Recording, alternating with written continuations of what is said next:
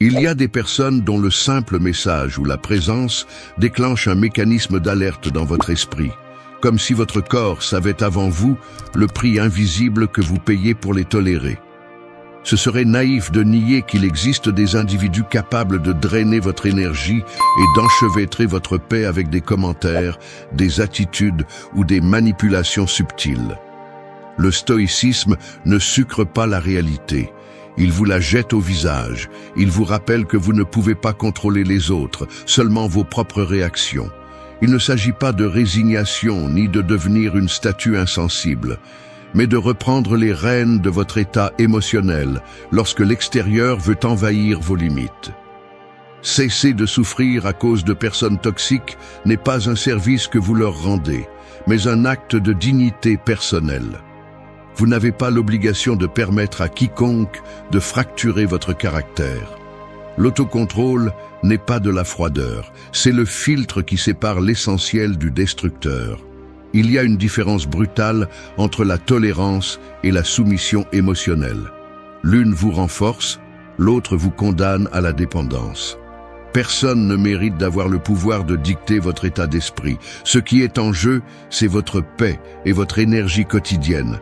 Chaque fois que vous cédez le contrôle, vous perdez un peu de vous-même. Aujourd'hui, nous allons parler de 10 leçons stoïques, pratiques et directes pour rompre ce cycle.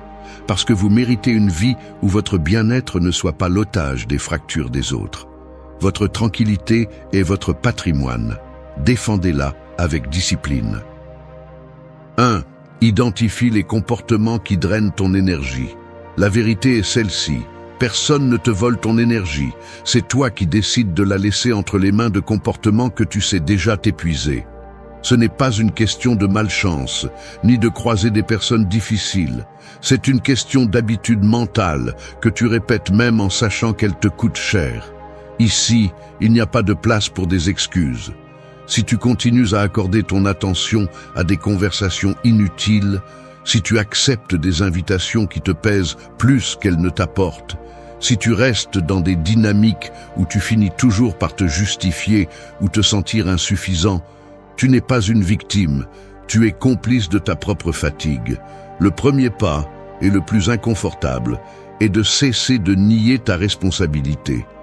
Personne d'autre ne va identifier ces comportements pour toi, ni les signaler sans que tu ne le prennes comme une attaque. La compassion bon marché ne va pas te sauver. Ce dont tu as besoin, c'est d'un inventaire honnête des gestes automatiques, des réponses réflexes, des silences forcés et des concessions que tu fais chaque jour par peur du conflit. La plupart du temps, tu sais parfaitement quelles sont ces situations et ces personnes qui te laissent t'épuiser. Mais tu préfères détourner le regard, car l'admettre signifierait devoir agir. Et agir implique de l'inconfort, des ruptures, parfois une solitude temporaire.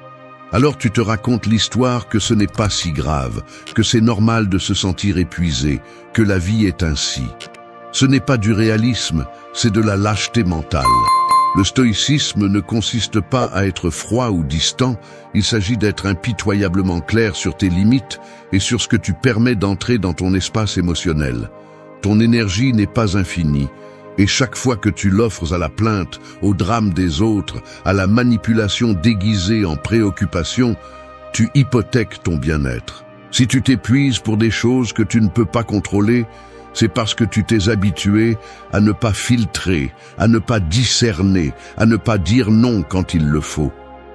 Prends la responsabilité du filtre que tu utilises pour décider à qui et à quoi tu donnes ton temps et ton esprit. Il ne suffit pas de se plaindre ou de souhaiter que les gens changent. La véritable discipline consiste à couper à la racine les comportements que tu répètes par peur de te sentir seul, par peur de perdre une prétendue harmonie qui n'est rien d'autre que de la résignation déguisée en maturité. Ne te trompe pas. Chaque fois que tu tolères un manque de respect, chaque fois que tu te tais pour éviter la tension, tu ajoutes du poids à une dette émotionnelle qui tôt ou tard te laissera vide. La paix mentale ne se négocie pas. Soit tu choisis les comportements qui te renforcent, soit tu continues à donner ton énergie à ce qui te fragilise. Si tu n'identifies pas ce qui te draine, tu choisis de rester brisé. Personne d'autre ne le fera pour toi. 2. Arrête de chercher la validation de ceux qui te blessent. Tu rentres chez toi après une longue journée.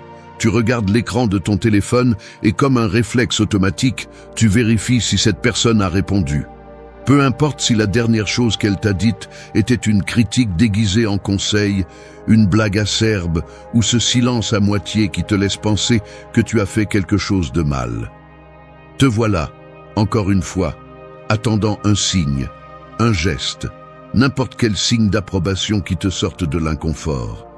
Tu sais que cette validation ne dure jamais assez longtemps et qu'après un moment, tu ressens à nouveau la même anxiété, le même vide. C'est comme si, malgré tout ce que cela t'a coûté, tu continuais à parier ton estime de soi à la roulette d'un jugement extérieur. Et le pire, c'est que tu reconnais le schéma. Chaque fois que tu reçois une minimale acceptation, tu t'accroches plus fort. Chaque fois que tu es ignoré ou méprisé, ton esprit se remplit d'explications qui ne servent qu'à justifier l'attachement. Parfois, tu te convaincs que, si tu parviens à plaire ou à prouver ta valeur, cette personne va changer d'attitude et enfin, tu te sentiras suffisant. Mais ce qui se passe réellement est un mécanisme d'auto-sabotage. Tu remets le contrôle de ton humeur à celui qui a le moins prouvé qu'il le mérite. Quand tu cherches la reconnaissance auprès de ceux qui te blessent, ce que tu cherches en réalité, c'est une réparation impossible. Tu refuses d'accepter que leur approbation ne guérira jamais ce que d'autres ont brisé en toi auparavant. Tu insistes pour répéter la dynamique parce qu'au fond, tu as peur de faire face à l'abîme de ton propre jugement. Tu préfères écouter leurs opinions, même quand elles sont toxiques, que de t'asseoir pour écouter ce que tu penses de toi-même. Là se trouve la racine du problème. Tu déposes ta valeur entre des mains étrangères parce qu'en le faisant, tu retardes l'inconfort d'assumer ta propre responsabilité émotionnelle. Il n'y a pas de dignité à attendre des miettes de ceux qui t'épuisent. Le besoin de validation est une fracture dans le caractère, un point faible que les autres détectent et exploitent. Si tu ne le reconnais pas, tu t'habitues à mesurer ta valeur au thermomètre de ceux qui ne respectent même pas ton intégrité. Le stoïcisme ne te demande pas d'être de pierre, il exige que tu sois honnête avec ce qui te rend vulnérable. Ta paix mentale dépend de cesser de demander la permission d'exister. Tu ne reprends le contrôle que lorsque tu comprends que ton propre jugement vaut plus que n'importe quel applaudissement extérieur. Personne ne peut te donner la validation que tu n'as pas cultivée à l'intérieur. La liberté émotionnelle commence le jour où tu cesses de mendier reconnaissance et commences à construire le respect de soi. Tu n'es pas le reflet de ceux qui n'ont pas su te voir. Tu es le résultat des décisions que tu prends pour cesser de dépendre d'eux. 3. Établis des limites fermes sans justification. Parfois, je me surprends à justifier des limites qui, au fond, n'ont pas besoin d'explication. Je me découvre en train de rédiger mentalement des excuses, ornant chaque nom de justification inutile, presque comme si je devais demander pardon pour défendre mon espace. C'est un mécanisme qui remonte à loin. On grandit en pensant que poser des limites est égoïste, que dire « stop » est un manque d'empathie, que tu dois argumenter chaque décision qui t'éloigne du conflit. Mais ce récit ne fait que t'enfermer dans un cycle d'épuisement. Chaque fois que tu te justifies, en réalité, tu cèdes du terrain. Tu donnes à l'autre la sensation que ta frontière est négociable, que tu peux te convaincre du contraire s'il présente le bon argument. Et c'est là que commence l'épuisement, la culpabilité, le doute, la tentation de céder un peu plus pour éviter l'inconfort. La limite devient quelque chose de fragile, une ligne tracée dans le sable que n'importe qui peut effacer. Apprendre à établir des limites fermes, sans donner d'explication, est une décision qui met mal à l'aise, car elle t'oblige à assumer le coût de ne pas plaire, de ne pas satisfaire, de décevoir les attentes des autres. C'est un prix élevé, et c'est pourquoi si peu de gens le paient. Si tu analyses les dynamiques avec des personnes toxiques, tu verras qu'elles cherchent toujours la faille de l'argument. Si tu leur donnes des raisons, elles les utilisent comme levier. Si tu leur montres de l'insécurité, elles la transforment en combustible. C'est pourquoi la seule limite réelle est celle que tu ne négocies pas. Dire « je ne permets pas cela » sans embellissement, sans discours, sans ouvrir la porte à des discussions, est une déclaration d'autonomie. Il ne s'agit pas d'être brusque, mais d'être clair. La limite n'est pas une attaque, c'est une décision stratégique pour protéger ton énergie. Le stoïcisme le dit clairement. Ce qui est sous ton contrôle, c'est ta réponse, pas l'opinion des autres. Si chaque fois que tu marques une distance, tu as besoin de te justifier, au fond, tu demandes la permission. Et personne ne respecte celui qui demande la permission d'être respecté. Le respect de soi ne se mendie pas, il s'exerce, même quand cela met mal à l'aise.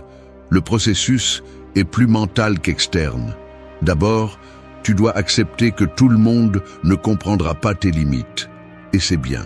Ensuite, tu dois entraîner ta tolérance à l'inconfort, le regard de déception, le commentaire passif-agressif, le silence forcé. Tout cela fait partie du prix. Mais chaque fois que tu maintiens ta frontière sans reculer ni te justifier, tu renforces un muscle interne, celui de l'autodétermination. La limite n'est pas seulement une ligne vers l'extérieur, c'est une déclaration vers l'intérieur de ce que tu es prêt à tolérer et de ce que tu ne vas plus porter. Voici une phrase que tu dois te rappeler. Ta tranquillité vaut plus que l'approbation de ceux qui ne respectent pas tes besoins. La fermeté est un investissement à long terme. Celui qui prend ses limites au sérieux prend sa propre dignité au sérieux. Il ne s'agit pas de gagner des discussions, il s'agit de ne pas te perdre dans la tentative de plaire. Les limites fermes n'ont pas besoin de discours, elles ont besoin de décisions. 4. Protège ta tranquillité face aux provocations. Il y a des personnes dont la présence se fait sentir comme un bourdonnement persistant dans la nuque, une vibration inconfortable qui ne disparaît pas même si tu changes de pièce ou augmentes le volume de la musique. Ce n'est pas un coup frontal, ni un cri, c'est une provocation calculée, une grimace à peine visible, un commentaire subtil qui cherche à s'infiltrer sous ta peau, une question enveloppée d'ironie, un regard qui ne se maintient pas mais ne se retire pas non plus. Le corps réagit avant l'esprit, les épaules se tendent, la mâchoire se serre, le sang s'accélère. À cet instant, tout ton entraînement émotionnel est mis à l'épreuve. L'instinct t'invite à répondre, à rendre le coup avec des mots, à te justifier, à prouver que tu n'es pas faible. Mais c'est justement là que se joue la partie. La provocation n'a de pouvoir que si tu l'acceptes, si tu entres dans le jeu qu'on te propose. Il est facile de tomber dans le piège de la réaction, beaucoup plus difficile de choisir le calme comme bouclier. Observer une personne toxique essayer de te déstabiliser, c'est comme voir quelqu'un lancer des hameçons en espérant que tu mords. Chaque provocation est une quête de contrôle, une invitation à perdre ton centre. Si tu acceptes le défi, tu perds ta paix et tu deviens la marionnette de leurs états d'âme. La sérénité, en revanche, est un silence qui pèse plus que n'importe quel argument. Il ne s'agit pas de rester silencieux par soumission, mais de montrer que ta stabilité n'est pas à vendre. Le calme n'est pas passivité. C'est une déclaration active. Je ne cède pas ma tranquillité pour ton conflit. Il y a une ligne emblématique que tu dois graver. Tu n'es pas responsable de la guerre intérieure des autres. Quand tu comprends cela, tu cesses de prendre personnellement les attaques déguisées en blagues, les comparaisons malveillantes, les gestes qui cherchent à enflammer ta colère. Le travail stoïque consiste à remarquer la réaction qui monte de l'estomac et à l'arrêter avant qu'elle n'atteigne la langue. Respirez profondément, relâchez la tension, regardez dans les yeux sans hésitation. Parfois, un geste minimal, une pause délibérée, suffit pour que l'autre perçoive qu'il n'a pas accès à ton centre. Tu n'as pas besoin d'explications ni de discours moraux. Ta contenance est une réponse suffisante. La dignité ne se négocie pas dans un échange de reproches. Les gens toxiques se nourrissent de l'effet qu'ils parviennent à provoquer. Si tu ne leur donnes pas cette dose de réaction, ils se retrouvent vides face à leur propre malaise. La véritable force ne réside pas dans le fait de gagner la discussion, mais dans le fait de ne pas perdre son calme. Maintenir la sérénité face à la provocation est un acte de résistance. C'est comprendre qu'à chaque fois que tu choisis de ne pas entrer dans le jeu, tu construis un mur invisible qui protège ton énergie. La provocation n'est efficace que si tu la subventionnes avec ta paix. Voici une autre ligne emblématique. Ta tranquillité est un territoire sacré. Défends-le. La prochaine fois que quelqu'un essaie de t'entraîner dans son drame, souviens-toi que ta réaction t'appartient. Personne ne mérite le pouvoir de te sortir de ton centre. Chaque provocation est une opportunité de te prouver que ton bien-être ne dépend pas du déséquilibre des autres, mais de la discipline avec laquelle tu choisis tes batailles. 5. Ne laisse pas les autres dicter ton état.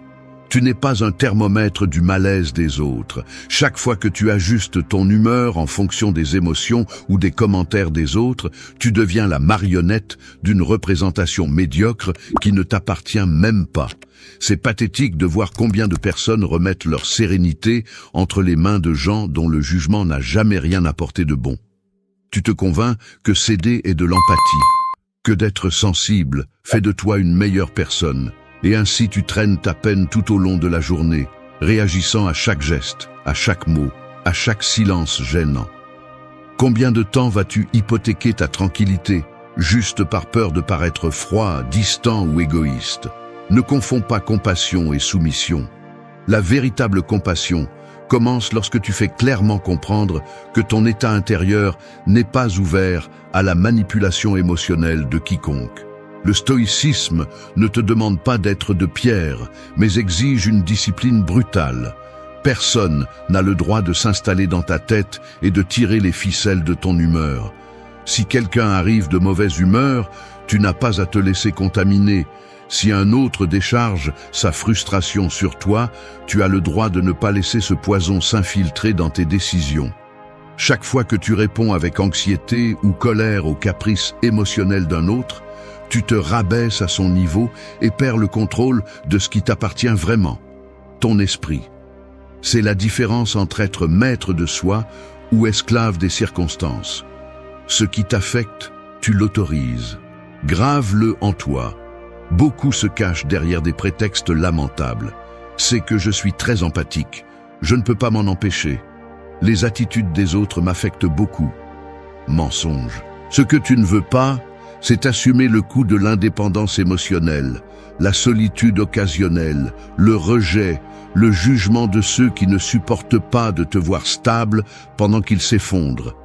Si nécessaire, apprends à être inconfortable. Le confort est le prix de la médiocrité émotionnelle. Tu ne dois ta joie à personne, ni tu n'as à porter le poids des autres chaque fois que quelqu'un décide de s'enliser dans la boue de son propre drame. Le contrôle émotionnel ne s'improvise pas, il se travaille. Tu dois décider à chaque instant si tu remets ta paix aux fluctuations des autres ou si tu restes ferme sur ton propre axe. La discipline est simple, bien que pas facile. Observe, reconnais l'influence et coupe-la à la racine. Le respect de soi n'est pas négociable. Voici la seule ligne qui compte. Ton état est ta juridiction exclusive. Le défendre est une question de dignité. Ne permets plus, ne serait-ce qu'un jour, que le climat émotionnel des autres dicte ta prévision interne.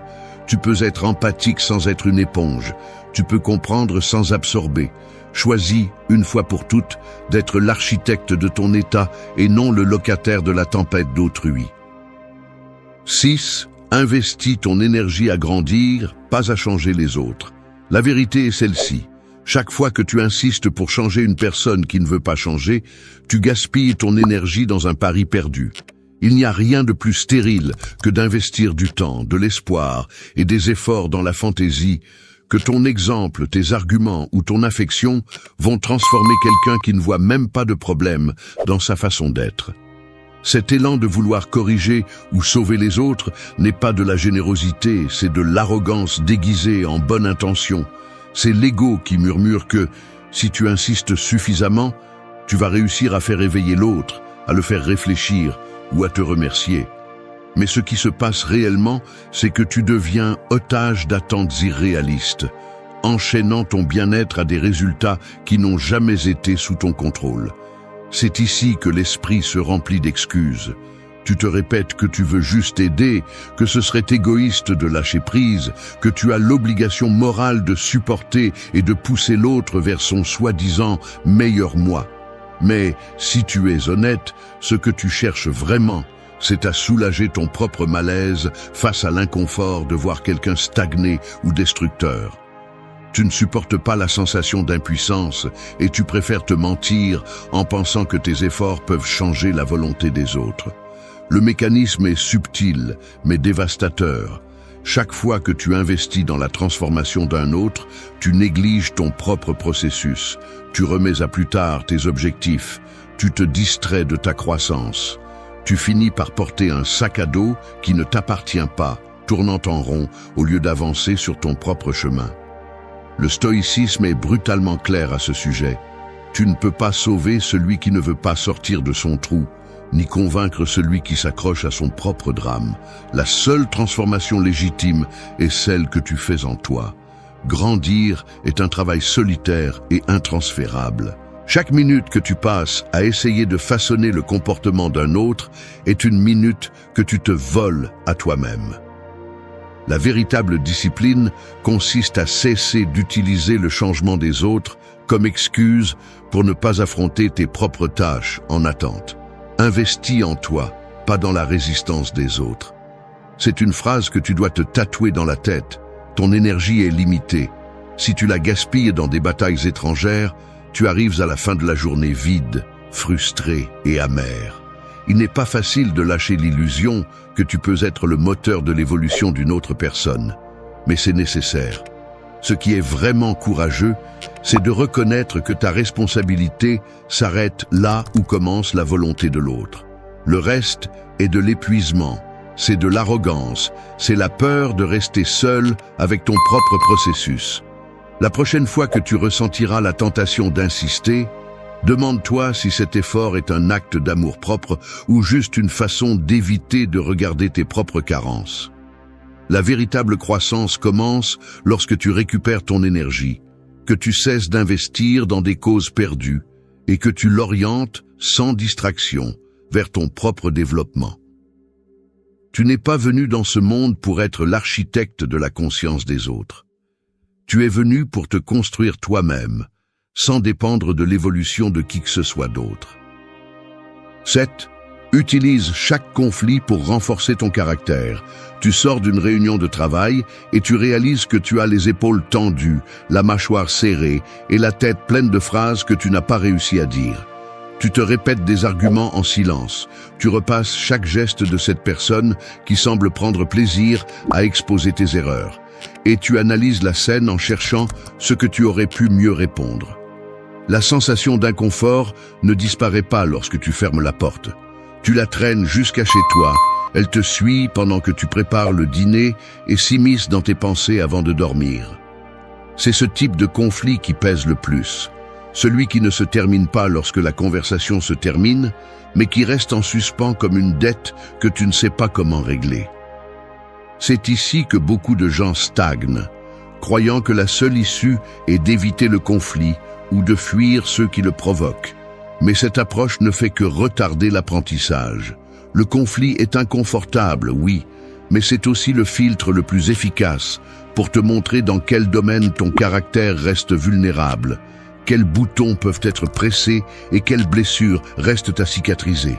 Du point de vue stoïque, chaque choc avec une personne difficile est un laboratoire de connaissance de soi. Il ne s'agit pas de chercher le conflit, mais de l'observer comme un test de résistance. Quelle partie de toi réagit avec colère? Quelle partie se sent méprisée? Quel mécanisme mental te pousse à te justifier ou à te taire?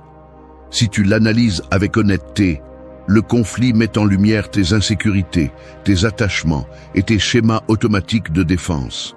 Le véritable problème n'est pas l'autre, mais la facilité avec laquelle tu permets à son attitude de te sortir de ton centre. Chaque fois que tu perds le contrôle, tu remets une partie de ton autorité interne et tu renforces l'idée que ta paix dépend de facteurs externes. C'est cela la véritable fracture, la conviction que tu ne seras calme que lorsque l'environnement sera parfait, lorsque personne ne te remettra en question, lorsque tout coulera sans frottement. Mais la vie ne te donnera jamais ce scénario. Attendre l'absence de conflit est une fantaisie, et vivre en espérant que tout le monde respecte ta sensibilité est la recette parfaite pour la frustration chronique. L'approche stratégique consiste à utiliser chaque conflit comme un entraînement. Non pas pour te durcir ni devenir insensible, mais pour identifier exactement où tu dois renforcer ton caractère. Chaque fois qu'un commentaire t'affecte plus que de raison, c'est une opportunité de te demander pourquoi. Chaque fois que tu restes coincé dans la culpabilité, la honte ou le ressentiment, tu as la possibilité de travailler sur cette zone vulnérable. Le conflit n'est pas une menace. C'est une radiographie de ton état intérieur. Si tu apprends à l'analyser sans victimisation, tu découvres des schémas qui se répètent, des arguments internes qui te sabotent et des croyances qui ne te servent plus. Ce n'est qu'alors que tu peux décider, de manière consciente, quelle partie du poids tu veux continuer à porter et quel est le moment de lâcher prise. Souviens-toi de cela. Le conflit révèle, il ne détruit pas. Et aussi, la force n'est pas l'absence de choc, c'est la résilience face à eux. Chaque situation difficile, si tu l'affrontes avec honnêteté et discipline, devient un investissement dans ton autonomie émotionnelle. Rester coincé dans la plainte ne fait que prolonger la dette. Utiliser le conflit comme miroir est ce qui te fait vraiment grandir. Personne ne se renforce en fuyant le frottement, mais en apprenant à supporter le coup de la clarté. 8. Choisis des relations qui renforcent ton équilibre. Parfois, je me retrouve à des dîners ou des réunions entouré de personnes avec lesquelles, en théorie, je devrais me sentir à l'aise. Mais au fond, je veux juste que la nuit se termine. Je regarde les mains agitées sur la table, la façon dont certains sourient sans regarder dans les yeux, les commentaires superficiels que personne n'ose remettre en question. Je perçois comment mon énergie diminue, alors que je fais semblant d'être intéressé, que je ris par obligation et que mon corps, bien qu'il soit encore assis là, demande depuis longtemps à s'enfuir. Ce n'est pas seulement de l'inconfort social, c'est la sensation d'investir ma présence dans des lieux qui ne m'apportent rien, de rester par habitude, par peur du vide laissé par la coupure de certains liens. Je réalise que cette fatigue n'est pas accidentelle. C'est le résultat direct de choisir, encore et encore, des relations qui ne font qu'aggraver mon épuisement mental, pas mon équilibre. L'environnement dans lequel tu évolues te façonne, même si tu ne l'admets pas. Si tu t'entoures de personnes qui se nourrissent de commérages, qui aiment pointer les erreurs des autres ou qui vivent dans un drame constant, tu n'as pas besoin d'être agressé directement pour te sentir vidé. Il suffit de partager le même air, d'écouter le même ton de plainte, d'avaler les mêmes silences tendus. Ces dynamiques, avec le temps, deviennent une sorte de normalité toxique. Tu commences à penser que le malaise fait partie du contrat, qu'il n'y a pas d'alternative, que toutes les relations apportent ce poids. Mais voici la vérité inconfortable. Chaque choix de compagnie est un filtre qui détermine la qualité de tes pensées, de tes émotions et même de tes objectifs. Ce n'est pas seulement une question de s'éloigner des toxiques, c'est une question de décider à qui tu permets de façonner ton état intérieur. Observer les micro-comportements de ceux qui t'entourent est un exercice brutal. Tu remarques des gestes d'approbation dissimulés, des blagues qui cherchent à se positionner au-dessus, des regards qui examinent plus qu'ils n'accompagnent. Si tu restes là, tu absorbes le climat émotionnel comme s'il t'appartenait, même si tu sens qu'il ne te représente pas. Le stoïcisme ici n'est pas indifférence, mais discipline, pour choisir avec qui tu partages tes espaces les plus intimes. Il y a des gens dont la simple présence ordonne ton humeur, t'invite à t'exprimer sans peur, t'encourage à grandir même s'ils ne prononcent pas un mot inspirant. Ce sont des relations qui fonctionnent comme des ancres, pas comme des chaînes. Choisis ces liens, même s'ils te coûtent du temps, même s'ils impliquent de réduire la liste de contacts jusqu'à ce qu'elles tiennent dans une main. Peu de choses pèsent plus que la mauvaise compagnie. Mieux vaut être seul que entouré de ceux qui te volent ta clarté. Tu n'as pas besoin de justifier le filtre. Tu n'as pas à donner d'explications pour prioriser des relations qui renforcent ta paix. La vie est déjà suffisamment difficile pour en plus porter l'humeur des autres qui ne te tirent que vers le bas. Souviens-toi de ceci, la qualité de tes relations est la véritable frontière de ton équilibre. Ne t'adapte pas à ce qui t'épuise. C'est la seule loyauté que tu te dois. Bien choisir ceux que tu laisses entrer est un acte de respect envers soi-même. Et ce respect, une fois consolidé, commence à protéger ta vie de la toxicité qui te semblait auparavant inévitable. 9. Libère-toi du ressentiment pour avancer. Le ressentiment est comme une encre rouillée attachée à tes chevilles. Peu importe combien tu essaies d'avancer, chaque pas devient plus lourd, chaque décision plus lente, chaque jour, une répétition du même effort inutile. Tu continues à porter des histoires qui ne t'appartiennent pas, comme si la dette émotionnelle de ce qu'on t'a fait te donnait un certain pouvoir. Mais ce que tu obtiens, c'est de sombrer dans ton propre poison. Arrête de te mentir. S'accrocher au ressentiment ne te protège pas, ça te déforme seulement. C'est un mécanisme de défense mal calibré, une excuse élégante pour ne pas lâcher le rôle de victime. Tu veux que l'autre paie, que l'injustice s'équilibre, que la vie reconnaisse ta douleur et la compense. Mais le seul compte qui augmente, c'est le tien, le compte de l'usure, du temps perdu, de l'énergie que tu offres à la mémoire de ceux qui t'ont déjà prouvé leur capacité à te blesser. Il n'y a pas de dignité dans cet attachement à la blessure. Ce que tu appelles mémoire te coûte très cher. Beaucoup s'accrochent au ressentiment parce qu'ils croient que le lâcher, c'est abandonner, comme si pardonner ou laisser derrière soi était un acte de faiblesse. Tu te répètes des phrases bon marché sur le fait de ne pas oublier pour justifier ta colère, mais en réalité, c'est la peur de rester vide, la peur d'accepter que tu as passé des années à nourrir une émotion qui ne t'a jamais rien apporté d'utile. Le ressentiment est un investissement à perte. Tout ce que tu y mets se transforme en frustration et en autocondamnation. Tu préfères continuer à réciter mentalement la liste des griefs, écrire des discours internes que tu ne prononceras jamais. Et ainsi tu reportes la conclusion d'une histoire qui n'existe que parce que tu continues à financer le souvenir. Voici la phrase que tu dois te tatouer. Le ressentiment est une prison avec la porte ouverte. Si tu ne sors pas, c'est parce que tu choisis de rester. Le stoïcisme est brutal avec ses pièges mentaux. Il ne te permet pas de te cacher derrière la douleur, ni de chercher du réconfort dans l'autocompassion. Il te dit, sans détour, que ton seul pouvoir réel est de décider ce que tu fais de ce qui t'est arrivé. Tu peux rester piégé dans le cycle du reproche, ou tu peux couper à la racine et utiliser cette énergie pour te reconstruire, pas pour punir qui que ce soit. Il n'y a pas d'excuse suffisante pour rester enchaîné à des émotions qui te diminuent. Arrête d'attendre que l'autre répare ce qu'il a brisé. La réparation t'appartient. Et elle commence quand tu acceptes que le passé ne peut pas être réécrit, seulement redéfini. Si tu as du mal à lâcher prise, c'est parce qu'au fond, tu t'es habitué à te définir par la blessure. Mais personne qui se respecte ne se permet de vivre attaché à des dettes qui ne lui appartiennent pas. Choisis d'avancer même si ça fait mal. Laisse tomber le ressentiment comme on se débarrasse d'un fardeau inutile au bord du chemin. Ce n'est pas l'oubli, c'est la survie.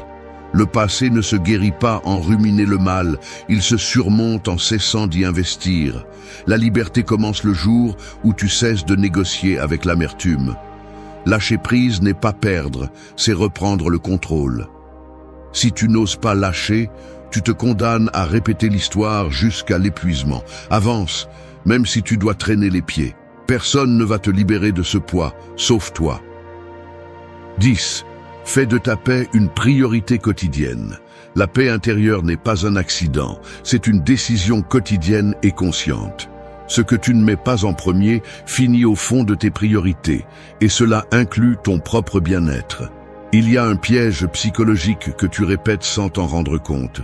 Tu crois que ta tranquillité est le résultat de ce qui se passe autour de toi, comme si c'était un bénéfice secondaire et non une tâche active. Tu attends que tout soit en ordre, que les autres collaborent, que les circonstances soient favorables, et seulement alors tu te permets de baisser la garde.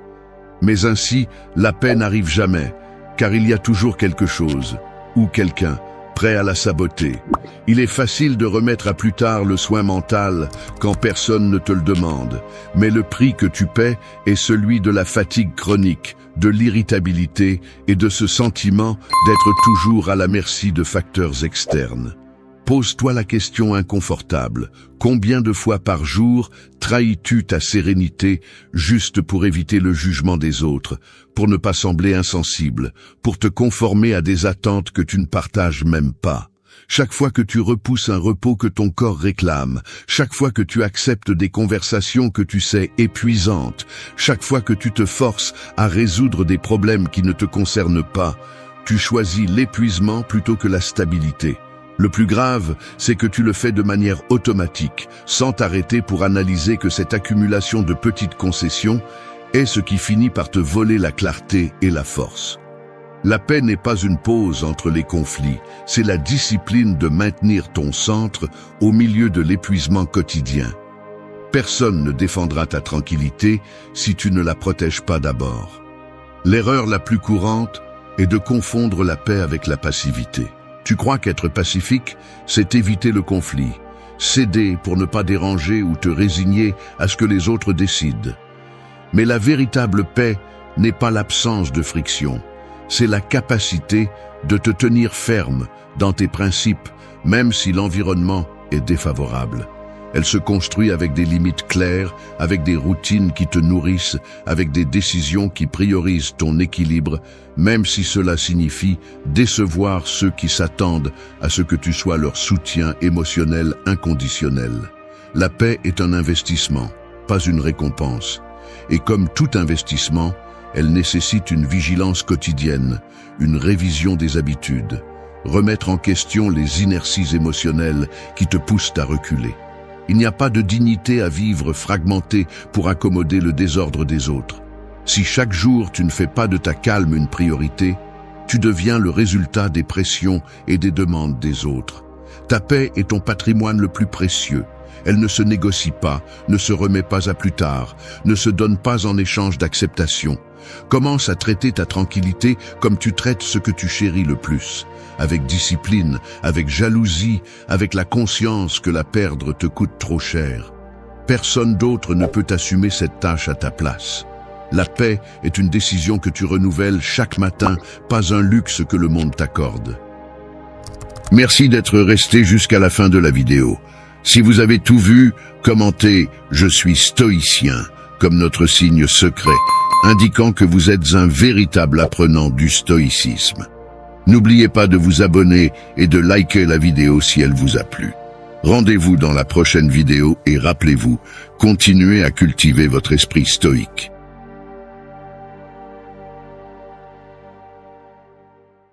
Le bruit te tue et tu ne t'en rends même pas compte. Je ne parle pas du bruit extérieur, mais de celui que tu portes dans ton esprit. Celui qui t'empêche de dormir, qui te fait douter, qui répète encore et encore ce que tu aurais déjà dû lâcher. Ce bruit qui se déguise en pensée, en souci, en culpabilité. Et le pire, c'est que tu t'y habitues. Tu apprends à vivre avec la tête pleine de voix qui te drainent d'énergie, avec des émotions qui t'obscurcissent, avec le besoin constant de répondre, d'expliquer, de discuter.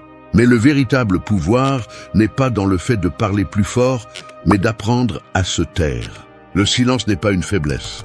C'est la forme la plus élevée de contrôle.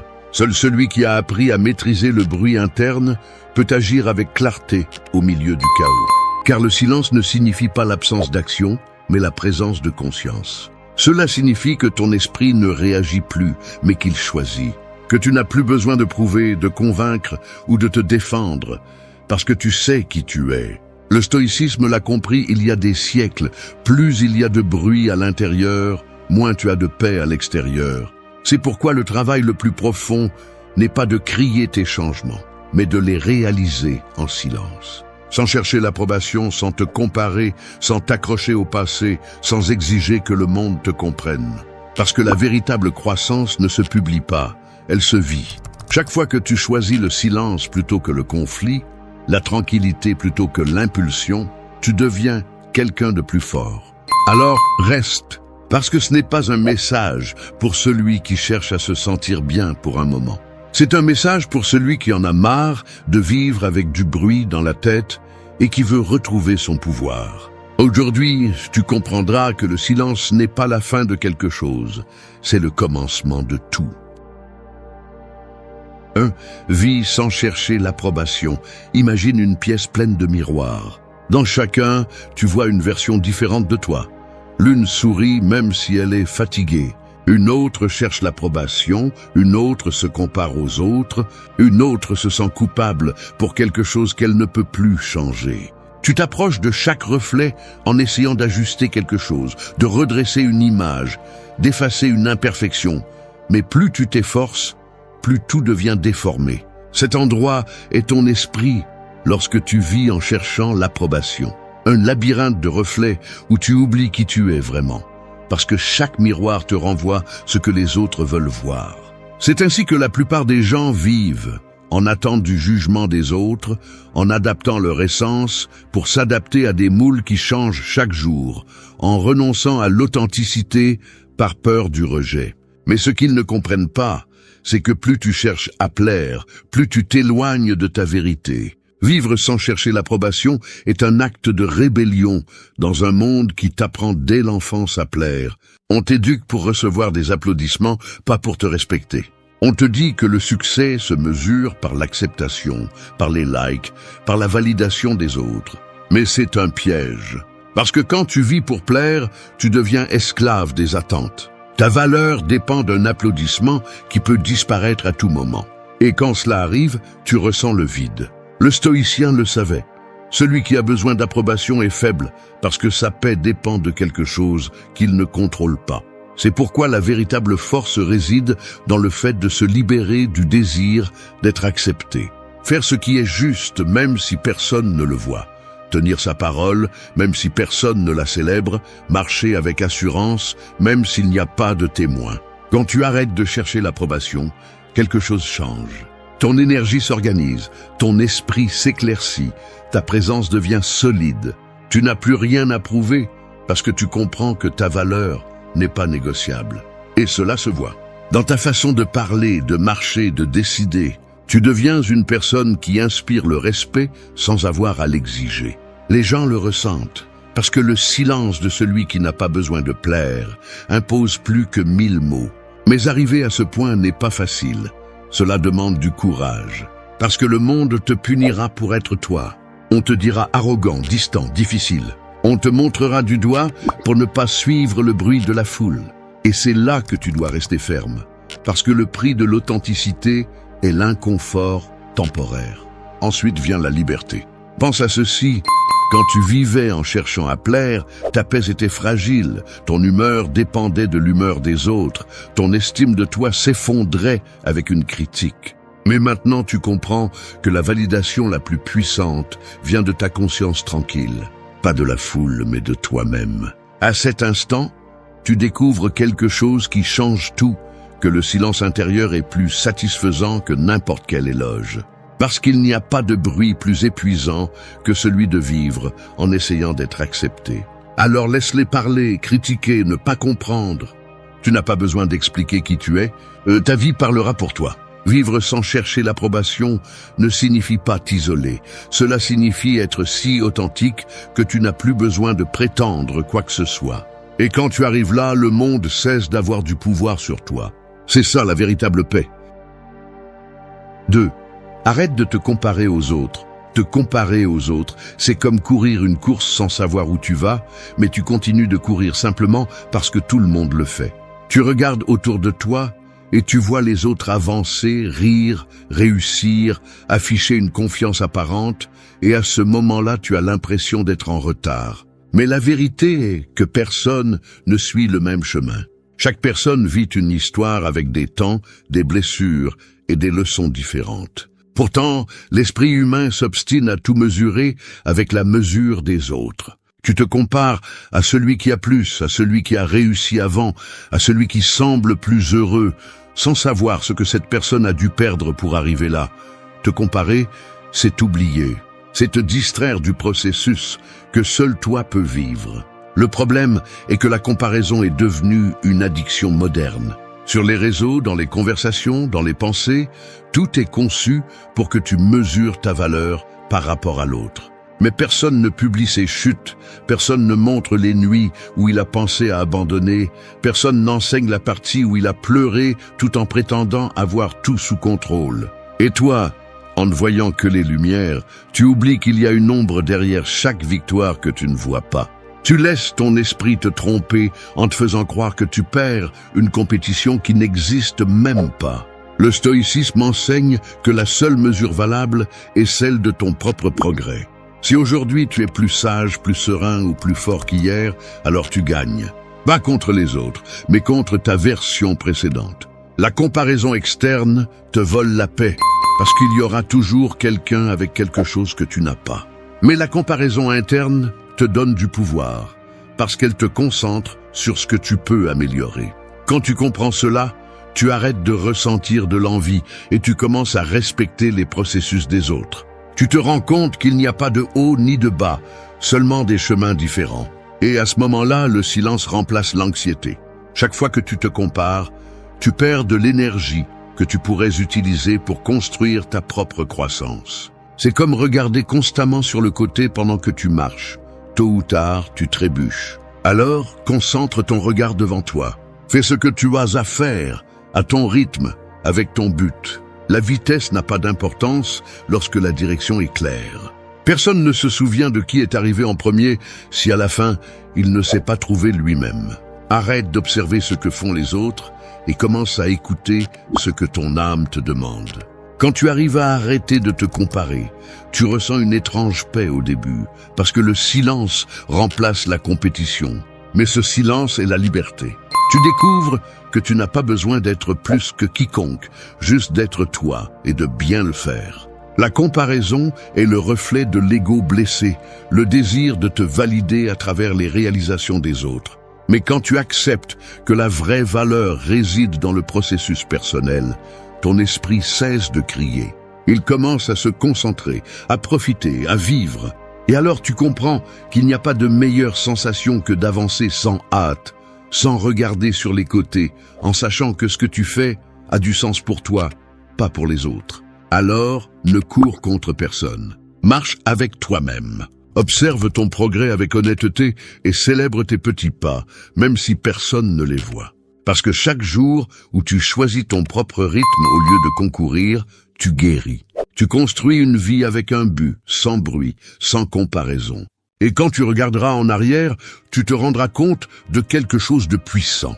Le temps que tu as perdu à te comparer était le même que tu avais besoin pour te trouver. 3. Lâche la culpabilité du passé. Porter la culpabilité est comme traîner une valise pleine de pierres sur un chemin sans fin. Au début, tu penses que tu peux la porter, que c'est juste une question de force. Mais à chaque pas, tu te rends compte qu'elle pèse de plus en plus. Le plus curieux, c'est que personne ne t'oblige à la porter. C'est toi qui as décidé de ne pas la lâcher. Cette valise représente tout ce que tu n'as pas pardonné, tout ce que tu as fait ou n'as pas fait, tout ce qui te tourmente lorsque la journée se termine. La culpabilité ne sert pas à guérir. Elle sert à te rappeler que tu n'as pas encore appris à te pardonner. Et tant que tu ne le feras pas, tu continueras à vivre attaché à ce que tu ne peux plus changer. L'esprit a une capacité cruelle. Il peut revivre le passé encore et encore avec la même intensité, comme si les blessures ne s'étaient jamais refermées. Il te fait penser que si tu avais agi différemment, tout serait mieux. Mais la vérité est qu'il n'existe pas un passé alternatif où tu étais parfait.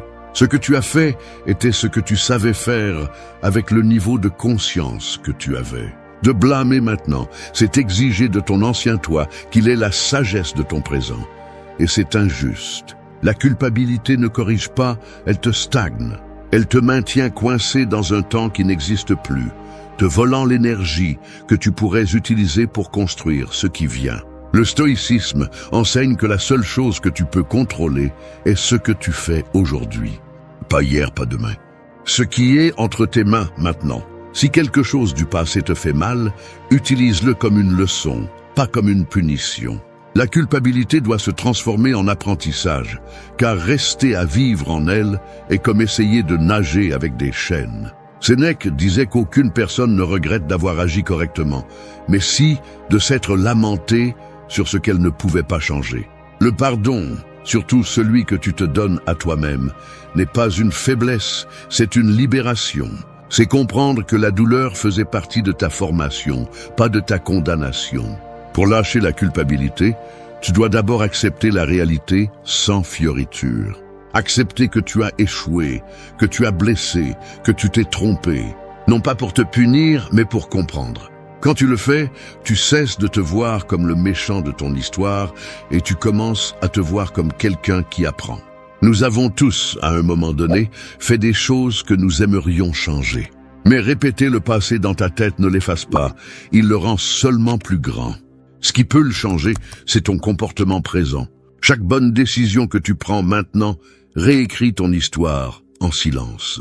Te pardonner ne signifie pas oublier, cela signifie lâcher le poids. Cela signifie regarder en arrière sans que cela te fasse mal. Cela signifie pouvoir parler de ce que tu étais sans avoir honte. Parce que si tu ne peux pas te pardonner, tu vivras toujours avec la peur de répéter. Et cette peur est une prison invisible. La culpabilité ne te rend pas meilleur, elle te rend plus fragile. Elle te force à punir chaque partie de toi qui a besoin de compréhension. Mais quand tu choisis de te pardonner, tu ne guéris pas seulement, tu retrouves ta force. Alors laisse cette valise sur le sol. Regarde en arrière avec gratitude, pas avec rancune. Le passé a déjà fait son travail. Il t'a montré ce que tu ne veux plus être. Maintenant, ton devoir est d'avancer léger. Parce que tant que tu continues à porter ce qui n'existe plus, l'avenir ne pourra jamais arriver. Lâcher la culpabilité, ce n'est pas oublier ce qui s'est passé, c'est décider que ton histoire ne se termine pas à ce point. C'est fermer la blessure avec acceptation et continuer à marcher avec dignité. Parce que celui qui se pardonne, finalement se libère. 4. Accepte ce que tu ne peux pas contrôler. Il y a des tempêtes qui ne s'arrêtent pas même si tu fermes les yeux. Tu peux crier, courir ou essayer de convaincre le ciel d'arrêter de pleuvoir, mais la pluie continuera de tomber, peu importe ce que tu fais. C'est la vie. Il y a des choses qui ne dépendent tout simplement pas de toi. Des personnes qui changent sans prévenir, des circonstances qui te dépassent, des pertes que tu ne peux pas éviter. Pourtant, l'esprit humain résiste à cette vérité.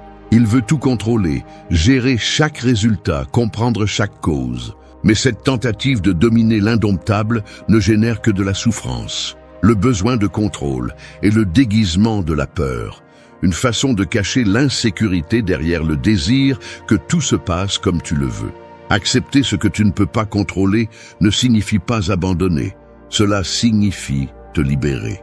Cela signifie arrêter de lutter contre la réalité et commencer à travailler avec elle. C'est comprendre que tout ce qui fait mal n'est pas entre tes mains, mais c'est à toi de décider comment tu choisis de l'affronter. C'est la différence entre la faiblesse et la force. Le faible se frustre parce qu'il ne peut pas changer les circonstances. Le fort se concentre sur le changement de sa réponse. Le calme ne vient pas de tout contrôler, mais d'accepter que le contrôle est une illusion. Tu peux te préparer, prévoir, agir avec prudence, mais à la fin, le monde bougera comme il le souhaite et ta tâche n'est pas de le dominer, mais de t'adapter à lui. Le stoïcisme l'explique clairement. Il divise la vie entre ce qui dépend de toi et ce qui ne dépend pas de toi. De toi dépend ton esprit, tes actions, tes décisions. Tu ne peux pas contrôler le comportement des autres, les opinions, le climat, les résultats. Mais la plupart des gens investissent leur énergie à l'envers, essayant de contrôler l'extérieur tout en négligeant l'intérieur. C'est pourquoi ils vivent fatigués, frustrés et anxieux. Essayer de changer ce qui n'est pas entre tes mains est comme pousser un mur en espérant qu'il bouge. Cela t'épuise et ne te mène nulle part. La sérénité apparaît lorsque tu décides de te concentrer uniquement sur ce que tu peux maîtriser, ton caractère, ta discipline, ta façon de penser. Il y a une paix qui vient lorsque tu arrêtes de résister au flux de la vie. Quand tu comprends que les choses ne se passent pas comme tu l'as prévu, non pas parce que l'univers est contre toi, mais parce que parfois tu as besoin d'apprendre à lâcher prise. Tu ne peux pas décider quand quelqu'un part, quand une opportunité se termine ou quand une étape se termine, mais tu peux décider comment tu te tiens face à cela. C'est la liberté intérieure que les sages recherchent tant, la capacité de rester calme, même si tout s'effondre à l'extérieur. Quand tu apprends à accepter, tu arrêtes de réagir avec colère et tu commences à agir avec clarté. Accepter ce que tu ne peux pas contrôler n'est pas de la passivité, c'est de l'intelligence émotionnelle. C'est regarder le chaos avec sérénité et te demander quelle partie de cela dépend de moi. C'est ne pas t'épuiser à discuter avec la réalité, parce que la réalité ne change pas avec des arguments. Tu changes et en le faisant, ta perception du monde change. C'est le paradoxe. Plus tu acceptes, plus tu deviens fort. Parce que l'acceptation ne te retire pas de pouvoir. Elle te rend celui que tu avais perdu en luttant contre l'inévitable.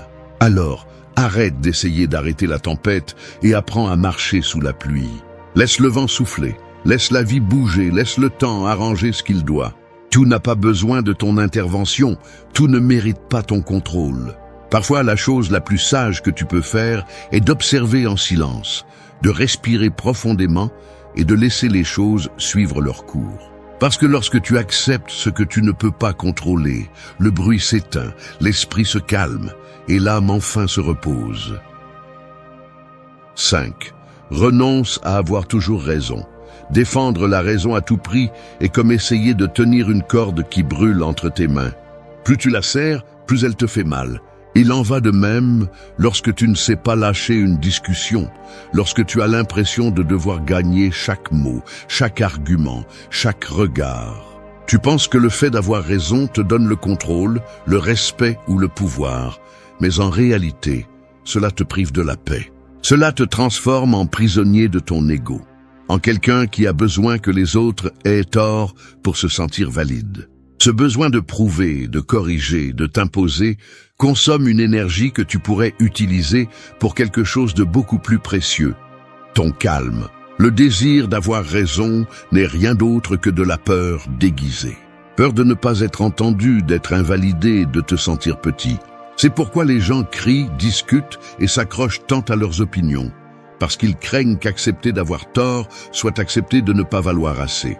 Mais le sage comprend que la raison n'est pas toujours du côté de celui qui parle le plus, mais de celui qui écoute le plus. Parfois, se taire n'est pas abandonner, c'est comprendre que la bataille n'en vaut pas la peine. Gagner une discussion et perdre ta tranquillité ne sera jamais une victoire. Le stoïcisme enseigne que l'important n'est pas d'avoir raison, mais de vivre avec vertu. La vertu réside dans la sérénité, dans la capacité de ne pas te laisser emporter par l'orgueil. Épictète disait que tu ne devrais pas discuter avec celui qui ne cherche pas la vérité, mais la victoire. Et tu vois cela tous les jours, dans des conversations vides où personne n'écoute, tout le monde attaque, tout le monde veut gagner. Mais celui qui cherche la sagesse ne se bat pas, il observe. Il n'impose pas, il comprend. Il ne cherche pas à avoir raison, il cherche à avoir la paix. Parce qu'il comprend qu'à la fin, la vérité n'a pas besoin de défense, le temps se charge de la révéler. Renoncer à avoir raison est un acte de pouvoir silencieux. Cela signifie choisir ton équilibre plutôt que l'impulsion de prouver. Cela signifie ne pas réagir lorsque quelqu'un te provoque, non pas parce que tu ne peux pas, mais parce que tu ne veux pas tomber dans le même piège. Tu n'as pas besoin de corriger tout le monde. Tu n'as pas besoin de clarifier chaque malentendu. Tu n'as pas besoin d'être toujours compris. Parfois, le silence est la meilleure réponse. Et cette maturité effraie ceux qui vivent du conflit. Lorsque tu ne discutes plus avec ceux qui ne comprennent pas, tu gagnes de l'espace mental. Et cet espace se transforme en clarté. Pense-y. Combien de fois as-tu perdu ton calme en voulant expliquer quelque chose que l'autre n'était pas disposé à écouter? Combien de nuits as-tu passé à réfléchir à ce que tu aurais dû dire? Combien d'énergie as-tu investi à te défendre quand ce n'était pas nécessaire? Tout cela, c'était ton ego qui parlait, pas toi. Et tandis que l'ego cherche à avoir raison, la sagesse cherche à avoir la paix. La différence réside dans l'objectif. L'ego discute pour gagner. L'esprit libre choisit le silence pour préserver son énergie. Parce que lorsque tu comprends que la vérité n'a pas besoin de bruit, tu arrêtes d'essayer de convaincre ceux qui ne peuvent pas voir au-delà de leur propre filtre. Renoncer à avoir raison ne te rend pas faible, cela fait de toi ton propre maître. Cela te libère du besoin de rivaliser verbalement, cela t'apprend à discerner quand parler et quand garder le silence. Cela te donne le pouvoir de te retirer sans te perdre, de ne pas tomber dans les provocations, de ne pas porter le poids de convaincre quelqu'un. Tu n'as pas besoin de prouver que tu as raison lorsque ta vie démontre la cohérence. Parce que la cohérence ne se crie pas, elle se remarque. Et lorsque tu vis en paix avec tes principes, les discussions deviennent insignifiantes. La véritable victoire n'est pas qu'on te donne raison, c'est de ne pas en avoir besoin pour rester calme. Et c'est le genre de force que le monde ne comprend pas encore, mais finit toujours par respecter. 6. Remplace la plainte par l'action ou le calme. Marcher en se plaignant tout le temps est comme essayer d'avancer avec une pierre dans la chaussure, mais refuser de l'enlever. Tu t'arrêtes, tu te lamentes, tu blâmes le chemin, mais tu ne te baisses jamais pour résoudre le problème. C'est ainsi que beaucoup de gens vivent, portant de petits désagréments qu'ils transforment en discours éternels. Ils se plaignent du travail, du climat, des autres, du passé, du futur. Tout les dérange, mais ils ne font rien pour le changer. La plainte est devenue leur langue, une façon d'exister. Et l'ironie est que plus ils se plaignent, plus ils sont coincés. Car chaque plainte qui n'entraîne pas d'action ou de calme renforce la frustration et affaiblit l'esprit. Se plaindre est facile, agir est difficile. La plainte ne demande pas de courage, l'action si. Lorsque tu choisis d'agir, tu te rends responsable, tu te regardes en face et tu reconnais que tu fais partie du problème. C'est pourquoi l'ego préfère se plaindre, car il est plus confortable de blâmer le monde que de se transformer. Mais le stoïcisme enseigne quelque chose de différent. Quand tu ne peux pas changer quelque chose, change-toi. Et si tu ne peux faire ni l'un ni l'autre, alors apprends à garder le silence et à accepter. Car la plainte est un bruit inutile, et le bruit ne fait qu'augmenter le chaos intérieur. Chaque fois que tu te plains, ton esprit renforce l'idée que tu n'as pas de pouvoir. Tu te convaincs que la vie te passe par-dessus, au lieu de comprendre que tu en fais aussi partie. La plainte répétée devient une identité. Il arrive un moment où tu ne sais pas qui tu es sans elle, car tu as appris à utiliser le malaise comme conversation, comme compagnie. Mais quand tu choisis de remplacer la plainte par l'action ou le calme, quelque chose change. Ton attention se concentre, ton énergie s'organise, ton esprit se renforce. Tu arrêtes de parler du problème et tu commences à le résoudre, ou simplement à ne pas le laisser te consumer. Agir ne signifie pas toujours bouger. Parfois, l'action correcte est de s'arrêter et de garder le silence. Car il y a des situations qui n'ont pas besoin de plus de mots, mais de distance. Il y a des batailles qui ne se gagnent pas en discutant, mais en observant. L'action sans calme détruit, le calme sans action stagne, mais quand tu apprends à les équilibrer, tout change. Tu apprends à parler moins et à faire plus, à laisser tes résultats être tes réponses, à ne pas nourrir le drame qui épuise tant. C'est la discipline mentale du sage, transformer la plainte en but ou en paix. Chaque fois que tu as envie de te plaindre, pose-toi une question simple. Puis-je changer cela? Si la réponse est oui, agis. Si la réponse est non, accepte. Il n'y a rien de plus. Se plaindre de ce que tu peux changer est de la paresse, et se plaindre de ce que tu ne peux pas changer est un manque de sagesse. Les gens forts ne se plaignent pas parce qu'ils savent que la plainte ne change rien. Elle fait bouger la langue, mais pas le destin. Et si tu n'es pas prêt à bouger, alors garde au moins le silence et conserve ton énergie. La vie est déjà assez compliquée pour la gaspiller en lamentations qui ne mènent nulle part. Transformer la plainte en action ou en calme est un entraînement quotidien. Au début, c'est difficile parce que le cerveau est habitué à se soulager immédiatement. Mais avec le temps, tu découvres quelque chose de puissant, que le silence est plus efficace que la plainte et que l'action apporte plus de soulagement que 1000 mots de frustration. Tu n'as pas besoin de te plaindre pour libérer ce que tu ressens. Tu as besoin d'agir ou de lâcher prise. Et lorsque tu choisis l'un ou l'autre, tu reprends le contrôle de ton esprit. Car la paix n'est pas obtenue en parlant de ce qui fait mal, mais en faisant ce qui guérit. Laisse les autres s'enfoncer dans leur bruit. Toi, choisis le silence, le mouvement ou l'acceptation. Ce choix fait la différence entre vivre épuisé ou vivre en paix. 7. Avancez sans hâte et avec patience. La vie ressemble à une graine enterrée sous terre. Peu importe combien vous criez ou combien vous l'observez, elle ne va pas germer avant l'heure. Elle a son rythme, son processus, son silence. Mais l'être humain, impatient par nature, veut des résultats immédiats, veut fleurir sans passer par l'obscurité, veut du succès sans attente, veut la paix sans discipline. Nous vivons à une époque où tout s'accélère, où vous confondez mouvement avec progrès et rapidité avec efficacité. Mais l'impatience ne génère que de l'anxiété, vous fait perdre votre concentration et vous vole votre calme. Avancer sans hâte ne signifie pas rester immobile. Cela signifie comprendre que les grandes choses prennent du temps, que ce qui vaut la peine nécessite de la maturation. La patience ne consiste pas à attendre sans rien faire, mais à garder son calme, tout en faisant ce que vous devez faire. Cela signifie agir sans désespoir, faire confiance au processus même lorsque vous ne voyez pas de résultat. C'est une vertu silencieuse que seul l'effort possède, car elle implique de renoncer au contrôle du temps. Le stoïcisme enseigne que la vie n'avance pas toujours au rythme que vous souhaitez, mais toujours au rythme dont vous avez besoin. Forcer les choses ne les accélère pas, cela les brise seulement. Et chaque fois que vous vous impatientez, vous finissez par saboter ce que le temps préparait pour vous. Le problème est que nous vivons obsédés par l'arrivée. Arriver à l'objectif, à la reconnaissance, à la stabilité, au bonheur. Et dans cette course constante, vous oubliez l'essentiel, profitez du voyage. Vous pensez que lorsque vous atteindrez ce que vous cherchez, vous vous sentirez enfin complet. Mais lorsque vous arrivez, vous cherchez déjà autre chose. L'impatience est un cercle vicieux, un piège mental qui vous fait croire que la vie est ailleurs. Mais la vie se passe ici, en 7 secondes, à chaque pas que vous faites sans vous précipiter. La hâte vous vole la capacité d'observer, d'apprendre, de ressentir. Avancer sans hâte est un acte de foi. C'est regarder vers l'avant avec la certitude que ce qui vous appartient arrivera en son temps et que ce qui ne vous appartient pas partira sans vous entraîner.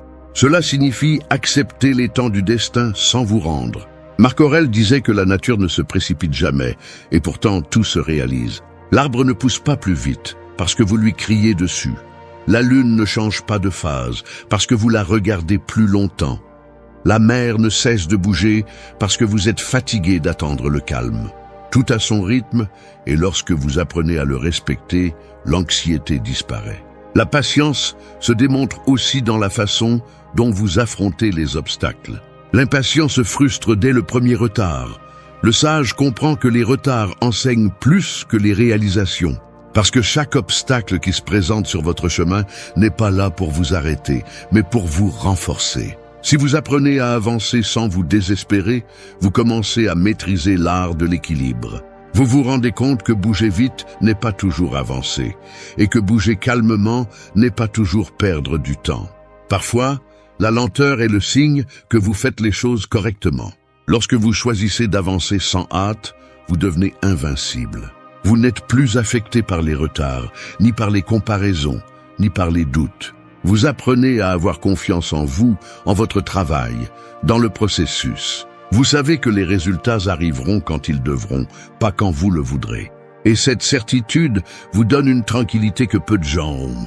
Alors ne vous désespérez pas si vous n'êtes pas encore là où vous avez rêvé, parce que ce qui est construit avec calme reste. La hâte crée du bruit, mais la patience crée du pouvoir. Avancez lentement, mais avec un but, parce que la vie ne récompense pas celui qui arrive le premier, mais celui qui arrive entier. 8. Fais de ton silence ta force. Le silence est comme un océan calme. De la surface, il semble vide, mais en profondeur, il abrite une vie immense, un pouvoir qui n'a pas besoin de bruit pour exister. C'est dans ce même silence que réside ta force la plus profonde, même si tu l'as oubliée. La plupart des gens craignent le silence, parce qu'en restant immobiles, ils entendent ce qu'ils ont évité pendant des années. Ils écoutent leur esprit, leurs émotions, leur vérité. C'est pourquoi ils cherchent du bruit, de la distraction, une compagnie constante. Mais celui qui apprend à rester silencieux découvre quelque chose que peu atteignent, la maîtrise intérieure. Le silence n'est pas l'absence de mots, c'est la présence de conscience. C'est l'espace où tout se met en ordre, où ce qui faisait mal auparavant est compris et où ce qui semblait important perd de son poids. Vivre dans le bruit est devenu normal. Nous sommes entourés de conversations vides, de notifications, d'opinions, de discussions. Tout le monde parle, peu réfléchissent. Mais la force ne se démontre pas en élevant la voix, mais en sachant quand se taire. Le silence est le langage des sages, l'endroit où l'esprit se renouvelle et l'énergie se réorganise. Celui qui se tait ne se soumet pas toujours. Parfois, il a simplement appris qu'il ne vaut pas la peine de gaspiller des mots sur ce qui ne change rien. La sérénité du silence impose plus que n'importe quel discours. Le stoïcisme enseignait que le pouvoir réside dans la retenue. Celui qui maîtrise sa langue maîtrise son esprit. Sénèque disait que celui qui parle trop se perd dans son propre bruit. Et il avait raison. Chaque mot inutile est une fuite d'énergie. Chaque explication non demandée est un poids supplémentaire que tu portes. Lorsque tu choisis le silence, tu choisis de conserver ton pouvoir. Tu n'as pas besoin de donner ton avis sur tout. Tu n'as pas besoin de répondre à chaque attaque. Tu n'as pas besoin de prouver quoi que ce soit. Dans le silence se réfugie ta sagesse, ta tempérance et ton équilibre. Le silence t'apprend aussi à observer. En te taisant, tu commences à remarquer des détails qui auparavant passaient inaperçus, les intentions, les gestes, les vérités qui ne sont pas dites. Tu commences à comprendre les gens sans qu'ils parlent, et toi-même sans avoir à te justifier. C'est là que tu découvres que le silence ne t'isole pas, il te protège. Parce que tout le monde ne mérite pas d'avoir accès à ton esprit. Tout le monde ne mérite pas d'entendre ta vérité. Apprendre à se taire, c'est apprendre à sélectionner, à filtrer ce que tu donnes et à qui tu le donnes. Ce n'est pas de la froideur, c'est de l'intelligence émotionnelle. Fais de ton silence ta force, pas ton châtiment. Parce que lorsque tu sais être seul et calme, le monde cesse d'avoir du pouvoir sur toi. Les gens cherchent à provoquer, à discuter, à contrôler. Mais rien ne déconcerte plus celui qui cherche le conflit qu'un esprit qui ne réagit pas. Le silence désarme le manipulateur, l'arrogant, le provocateur. Non pas parce qu'il s'agit d'indifférence, mais parce qu'il démontre la maîtrise. Le silence dit « Je n'ai pas besoin de me battre pour avoir raison ». C'est la preuve que tu n'agis plus à partir de l'ego, mais de la conscience. Celui qui maîtrise le silence n'a pas besoin de crier son évolution. Sa présence se fait sentir, sa paix se perçoit. Il parle par sa conduite, enseigne par sa tranquillité et laisse le temps dire ce que les mots n'ont plus besoin de dire. Le silence est le terrain où s'entraîne l'esprit fort, car il n'y a pas de distraction, juste toi face à toi. Et quand tu arrives à supporter cette rencontre, quand tu peux t'écouter sans fuir, tu te rends compte que la véritable force n'est pas dans l'imposition, mais dans la retenue. Alors garde tes mots pour quand ils sont nécessaires et utilise le silence comme bouclier et guide. Tout ne mérite pas une réponse, tout n'a pas besoin d'explication. Merci d'être resté jusqu'à la fin de la vidéo. Si vous avez tout vu, commentez « Je suis stoïcien » comme notre signe secret, indiquant que vous êtes un véritable apprenant du stoïcisme. N'oubliez pas de vous abonner et de liker la vidéo si elle vous a plu. Rendez-vous dans la prochaine vidéo et rappelez-vous, continuez à cultiver votre esprit stoïque. La tristesse ne prévient ni ne demande la permission. Elle apparaît, s'installe et peut te laisser sentir que tout ce que tu fais n'a aucun sens. Peu importe qui tu es ou combien tu as accompli, personne n'est exempt de ce poids silencieux qui te fait douter de toi-même, te paralyse et te vole ton élan. Pour beaucoup, la réaction automatique est de la rejeter, de la cacher ou de faire semblant qu'elle n'existe pas, comme si l'ignorer la faisait disparaître. Mais ce déni ne fait que multiplier le poids, transforme la douleur en un mur et pire encore, te rend prisonnier de tes propres émotions. C'est ici que le stoïcisme entre en jeu comme une chirurgie sans anesthésie. Il ne adoucit pas la réalité, il l'expose. Il dit avec brutalité que ce n'est pas ce qui t'arrive qui définit ta vie, mais ce que tu en fais. Que la différence entre sombrer et en sortir plus fort réside dans la façon dont tu choisis d'interpréter chaque coup. Personne ne va te sauver de ta tristesse, c'est la vérité inconfortable. Et tant que tu ne reconnais pas que la responsabilité de ton état émotionnel t'appartient, tu continueras à répéter le même cycle. La douleur peut être un maître ou une condamnation, et cela dépend de toi. Il ne s'agit pas d'éliminer la tristesse, mais de transformer la manière dont tu l'affrontes. Si tu cherches des formules magiques, il n'y en a pas. Mais il existe des outils et des principes que tu peux appliquer dès aujourd'hui pour cesser d'être esclave de ce que tu ressens et commencer à construire de la joie, même au milieu de la difficulté. Ce que tu ne transformes pas, tu le répètes. C'est ici que commence le véritable entraînement. Moins d'excuses, plus d'action consciente. 1. Redéfinis ta relation avec la tristesse. La tristesse ne va pas disparaître simplement parce que tu l'ignores ou parce que tu te dis que tu es fort. Il ne suffit pas de se distraire ni de la déguiser en indifférence. La plupart des gens fuient leur tristesse, la cachent sous le tapis de la routine, espérant que le temps fasse le sale boulot. Mais le temps ne guérit pas ce que tu refuses de regarder en face. Alors, arrête de te mentir. Ta relation avec la tristesse est ta responsabilité. Personne d'autre ne va la guérir pour toi, ni te sauver de cette inconfortable situation que tu évites tant. Chaque fois que tu te justifies en disant que c'est comme ça la vie ou que personne ne me comprend, tu t'enchaînes un peu plus à ce poids émotionnel et tu transformes la tristesse en une habitude, en une excuse pour l'inaction. C'est dur à admettre, mais souvent tu préfères rester dans la douleur connue plutôt que d'oser la transformer. Le victimisme est confortable, mais il te vole ta dignité. Accepter la tristesse ne signifie pas se rendre ni se résigner. Cela signifie décider de ce que tu vas faire avec ce que tu ressens et cesser d'agir comme si tu étais un spectateur passif de ta propre douleur. C'est ici que le stoïcisme entre en jeu. Arrête de te demander pourquoi cela t'arrive et commence à te demander ce que tu vas construire avec ce qui t'arrive. Chaque émotion négative est un signal qu'il y a quelque chose en toi qui a besoin d'attention, et si tu la caches ou la nies, tu alimentes un mécanisme mental qui te sépare de ta propre force. La tristesse est une alarme, pas une condamnation.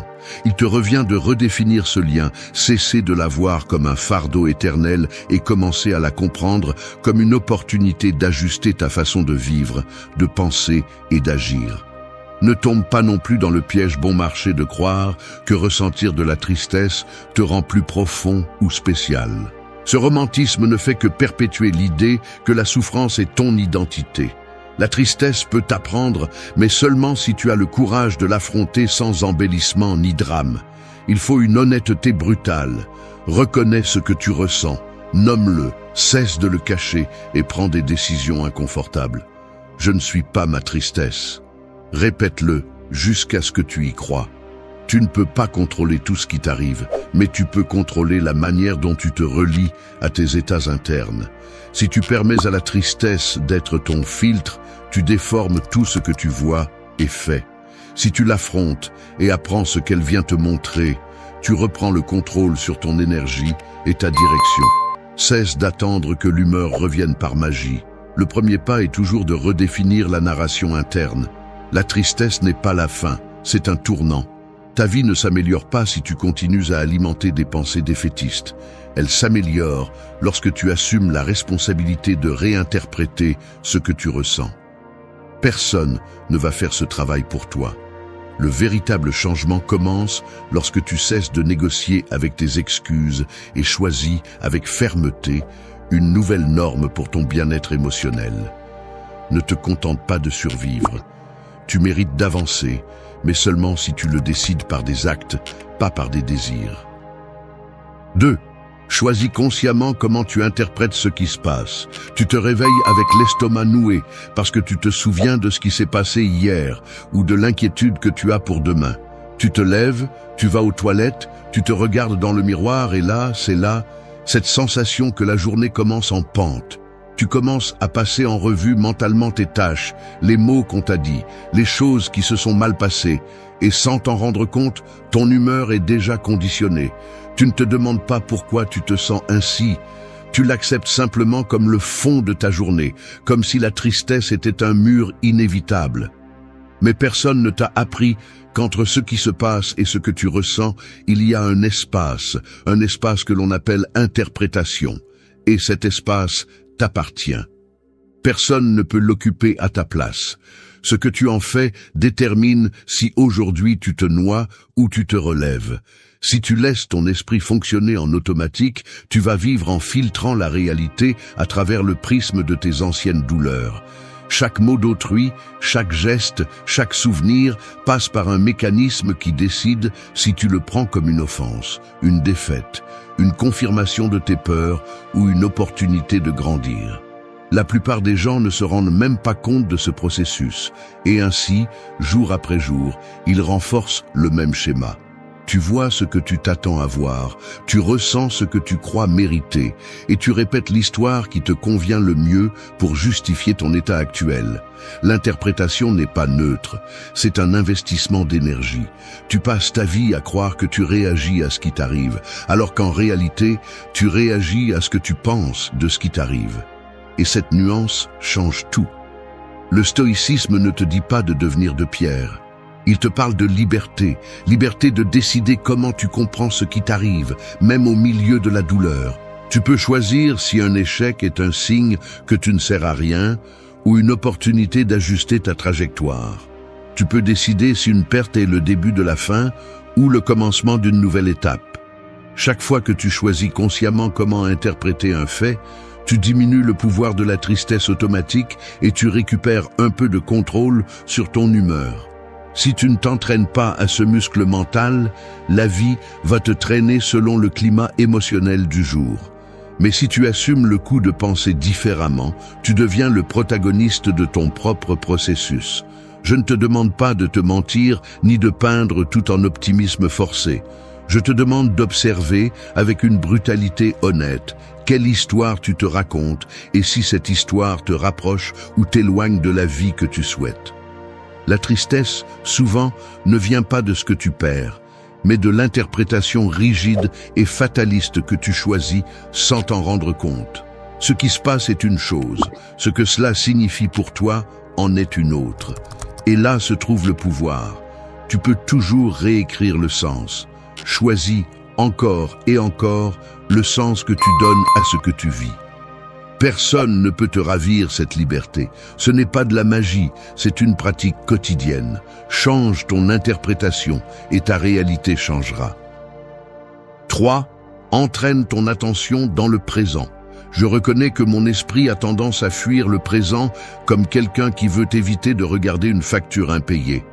C'est inconfortable de l'admettre, mais j'ai cette tendance automatique à ressasser ce qui ne s'est pas bien passé, à anticiper des problèmes qui n'existent pas encore, ou à porter des scènes anciennes comme s'il s'agissait d'une sorte de dette émotionnelle que je n'ai pas encore réglée. Mon attention, sans discipline, se disperse. Une partie reste coincée dans ce que je ne peux pas changer du passé. Une autre se projette dans des scénarios imaginaires de l'avenir, et ce qui reste pour le présent n'est qu'un fragment d'énergie, toujours insuffisant. Ce n'est pas quelque chose qui se produit par hasard, ni une faiblesse personnelle. C'est le résultat d'années d'habitudes mentales mal entraînées. Cela fonctionne comme un réflexe. Face à la douleur, à l'ennui ou à l'inconfort, l'esprit s'enfuit vers ce qu'il pense être un soulagement. Mais en réalité, cela ne fait que retarder la confrontation réelle avec ce que nous devons vivre maintenant. Si tu prends le temps d'analyser cela, tu verras que la tristesse se nourrit précisément de cette fuite de l'attention. Lorsque tu n'es pas dans le présent, tu deviens otage de ce qui est déjà passé ou de ce que tu crains qu'il arrive. L'anxiété et la mélancolie ne sont rien d'autre que le prix que tu paies pour être divisé entre 1000 pensées, au lieu de mettre toute ta volonté dans ce qui est réel, cet instant. Le présent n'est pas toujours confortable, ni n'a de réponse facile, mais c'est le seul terrain où tu peux prendre des décisions et transformer quelque chose. Tout le reste est spéculation qui épuise. En fait, chaque fois que tu te surprends à revivre le passé ou à imaginer un désastre futur, tu utilises ton attention, ta ressource la plus précieuse, pour renforcer des émotions qui n'ajoutent rien, elles ne font que soustraire. Entraîner l'attention dans le présent est, au fond, un acte d'autodiscipline et de respect pour ta propre vie. Personne ne va te donner cette approche, et ce n'est pas une question de répéter des phrases superficielles sur « vivre l'instant ». Il s'agit d'un travail mental conscient. Chaque fois que tu te surprends à fuir le maintenant, tu dois rediriger ton énergie, sans négociation, comme quelqu'un qui entraîne un muscle qui a été atrophié pendant des années. C'est inconfortable au début parce que le cerveau préférerait rester dans le drame connu ou la peur anticipée. Mais la réalité est que le bonheur ne se construit que lorsque tu assumes la responsabilité d'être ici, avec tout ce que cela implique. La présence est la base de la paix intérieure. Le reste est du bruit qui te distrait de l'essentiel. Si tu parviens à maintenir ton attention sur ce qui se passe, sur tes sensations, tes actions, tes véritables besoins, tu démontes le mécanisme qui alimente la tristesse chronique. Cesse d'hypothéquer ton bien-être sur la base de ce que tu ne peux plus modifier ou de ce qui n'est même pas sûr d'arriver. Être présent, c'est choisir, encore et encore, la vie réelle plutôt que les fantasmes mentaux qui ne font que fatiguer. Si tu veux retrouver la joie, commence par discipliner ton attention. La vie ne se passe que maintenant. 4. Agis, même si la motivation est minimale. Il y a des jours où la vie ressemble à une pièce dans l'obscurité, où tout semble immobile et l'air devient lourd. Tu observes l'horloge, les heures passent comme si elles ne t'appartenaient pas, et chaque mouvement semble coûter le double comme si la tristesse t'avait mis un gilet de plomb. Le corps se sent maladroit, les épaules tombent, le regard reste fixé sur un point, presque sans cligner des yeux. La motivation n'arrive pas. Elle ne répond même pas aux appels mentaux. Il n'y a qu'une inertie dense, une résistance invisible qui t'attache à la chaise, au lit ou aux mêmes routines sans âme. Mais ce que presque personne ne te dit, c'est que attendre de ressentir l'envie de bouger est un piège. La motivation n'est pas un billet d'entrée, c'est une conséquence. Personne ne se sent inspiré avant de commencer. C'est seulement après avoir fait les premiers pas que l'enthousiasme commence à se réveiller timidement, comme un muscle froid qui ne s'active que lorsque tu l'utilises. Il n'y a pas de magie là-dedans, juste de la physique. L'énergie se crée dans le mouvement, pas dans l'attente. Observe les gestes de ton corps lorsque tu décides de te lever sans envie. Le pied qui touche le sol, les doigts qui cherchent un soutien, le dos qui se redresse peu à peu. C'est un acte simple, presque insignifiant. Mais dans ce geste minimal, tu es déjà en train de reprendre du terrain. Chaque action, même si elle semble petite, est une rupture dans l'inertie. L'eau stagnante se gâte, mais une goutte en mouvement commence déjà à tout changer. Pas besoin de ressentir de l'enthousiasme. Il suffit de te lever et de faire une chose, même si c'est mécanique. Faire le lit, ouvrir la fenêtre, prendre un verre d'eau froide, sortir, marcher même 5 minutes. Il ne s'agit pas de feindre la joie, ni de forcer un sourire vide, mais de comprendre que la vie se réactive dans l'action, pas dans la contemplation passive du malaise. Le stoïcisme t'enseigne que le véritable contrôle commence par ce que tu fais, pas par ce que tu ressens. L'humeur est volatile, mais l'action t'appartient. Fais quelque chose, même si c'est minime, car ce micro-mouvement est le point de basculement qui change la trajectoire de la journée. Ne sous-estime pas le pouvoir du petit. La somme de gestes simples, répétés avec discipline, est ce qui reconstruit la confiance et affaiblit la tristesse. Attendre d'avoir envie, c'est céder le gouvernail à l'apathie. Le corps, tout comme l'esprit, a besoin de signaux clairs que tu ne t'es pas rendu. Action avant motivation, toujours. La différence entre avancer et rester bloqué dépend rarement de grandes décisions. Elle dépend du courage de bouger lorsque ton esprit te murmure que cela n'a pas de sens. Fais-le quand même. Tu n'as pas besoin de te sentir fort pour commencer. Tu as besoin de commencer pour retrouver la force. Le mouvement vainc la tristesse, même lentement. Tu décides si tu restes à attendre des miracles ou si tu transformes chaque petit acte en une déclaration de rébellion. Ne sous-estime pas la valeur d'un seul pas. Un pas peut être tout ce dont tu as besoin aujourd'hui. 5. Fais du mouvement physique une habitude quotidienne. Le corps qui ne bouge pas devient une prison. C'est la vérité que personne ne veut entendre lorsque la tristesse te paralyse et que tu préfères rester immobile, attendant que le moral vienne te sauver. Mais cela ne va pas arriver. Croire que tu peux penser ou te sentir mieux sans bouger un seul muscle est une fantaisie qui ne fait que prolonger la stagnation.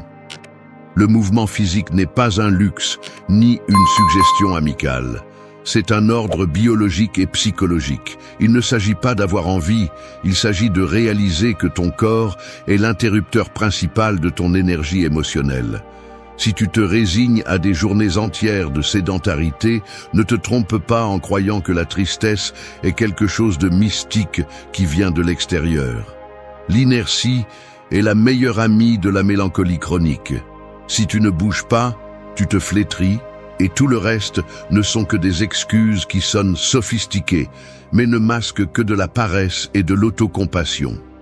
La discipline du mouvement quotidien n'est pas négociable si tu veux vraiment sortir du trou. Tu peux lire tous les livres de développement personnel que tu veux, répéter des affirmations jusqu'à perdre ta voix, parler sans arrêt de tes intentions de changement. Rien de tout cela ne remplace le signal brutal et direct que ton cerveau reçoit lorsque tu décides d'utiliser ton corps, même sans aucune envie. Chaque pas, chaque étirement, chaque exercice est une déclaration de guerre contre l'habitude de te laisser sombrer dans ta propre torpeur. Tu n'as pas besoin d'équipement de gym ni de routine héroïque. Tu as besoin de courage pour te lever, même si c'est juste pour marcher 10 minutes, même si tu n'arrives qu'à t'étirer sur le sol et à sentir le poids de ton corps. Ce qui compte, ce n'est pas l'intensité, c'est la régularité. Tous les jours, sans négocier, même si c'est minime, même si tu ne vois pas de résultats immédiats. La constance tue la paralysie. Arrête de te vendre l'idée que tu es une victime de tes émotions lorsque tu n'es même pas capable de discipliner ton corps. Le mouvement physique est le pont entre l'esprit et la réalité. Si tu ne le traverses pas, tu restes piégé dans des théories et des fantasmes de changement qui ne se produisent jamais. Un corps entraîné à bouger sous n'importe quel état émotionnel est un corps qui se souvient comment se rebeller contre la tristesse automatique. Si ta routine est toujours celle de la passivité, ton moral répondra avec la même apathie. Ne cherche pas de solution magique. Le seul miracle est la somme quotidienne d'actions physiques réelles. La douleur du premier mouvement est plus légère que la douleur de rester immobile. Assez de te justifier avec des histoires de fatigue éternelle ou de manque de motivation. La fatigue que tu ressens est souvent juste le prix à payer pour maintenir une routine qui ne défie ni ta biologie ni ton caractère. Le mouvement physique est la preuve concrète que tu ne t'es pas rendu. Si tu veux de la dignité, montre-la dans tes actions, pas dans des discours. L'énergie ne se mendie pas, elle se génère. Lève-toi, fais le même si ça fait mal. Franchis le seuil de l'inertie et transforme-le en habitude. Personne ne va bouger pour toi. Là où l'excuse s'arrête, le véritable changement commence. 6. Pratique la gratitude, même dans les jours sombres. La vérité est simple et brutale. Si tu n'entraînes pas la gratitude, tu deviens otage de ce qui te manque. Peu importe à quel point tu es intelligent, ni combien de livres tu as lus sur le développement personnel. Si ton esprit ne répète que ce qui ne va pas et ce que tu as perdu, tu finis par accumuler une vision du monde où tout semble être une dette impossible à rembourser. La tristesse profite de cette négligence. Elle sème l'idée que rien n'est suffisant, que la vie te doit quelque chose et que ton côté le plus vulnérable est toujours perdant. Mais la réalité est qu'aucun changement profond ne se produit tant que tu continues à énumérer tes manques et à ruminer ce que tu n'as pas. La gratitude n'est pas un luxe pour des optimistes naïfs, c'est une discipline mentale et émotionnelle qui se gagne à la sueur de son front, surtout quand il te coûte le plus de trouver des raisons de remercier. Parfois, tu te découvres, sans t'en rendre compte, à regarder la vie avec une loupe déformante, où tu ne vois que les fractures, les erreurs, les trahisons, tout ce qui a mal tourné.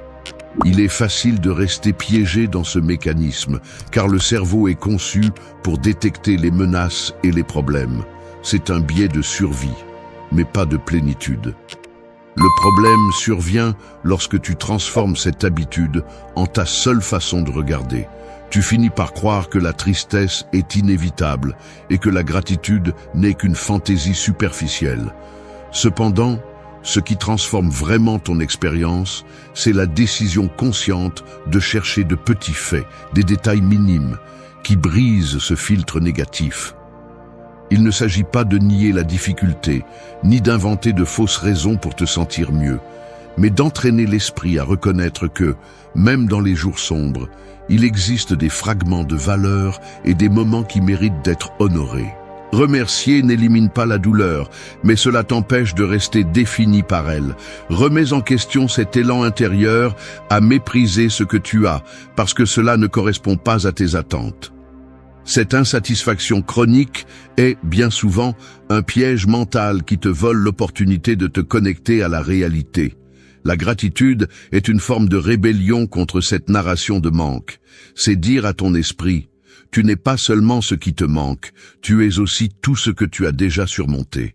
Si chaque matin tu choisis, ne serait-ce qu'une minute, de reconnaître une seule chose qui reste debout, un ami qui demeure, la capacité de respirer, un souvenir qui te soutient, un petit accomplissement qui semblait impossible hier, tu commences à affaiblir le système interne qui alimente la tristesse automatique.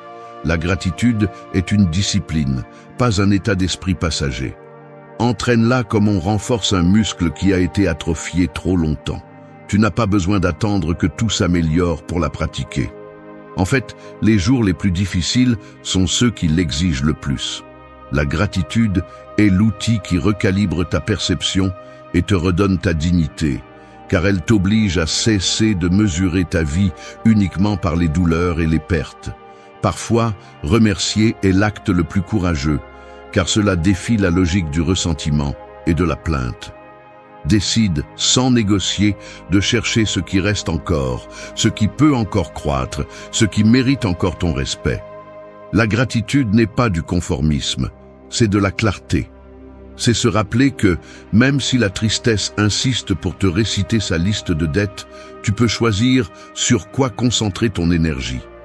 Tu n'es pas seulement ce qui te manque, tu es tout ce que tu remercies et tout ce que tu es encore capable de reconnaître. 7. Donne un sens à ta douleur en aidant les autres. Tu sors dans la rue la tête baissée, ressentant le poids de ton propre malaise, et en croisant quelqu'un qui traîne des sacs lourds ou lutte avec une porte, tu hésites un instant avant d'aider. La tristesse a tendance à t'enfermer dans une sorte de capsule mentale où n'existe que ta propre douleur, comme si le reste du monde s'était estompé. Ce circuit fermé est l'une des plus grandes erreurs de l'esprit. Plus tu souffres, plus tu t'isoles. Plus tu t'isoles, plus la douleur s'intensifie. C'est un cercle vicieux si automatique que tu ne le remarques même pas.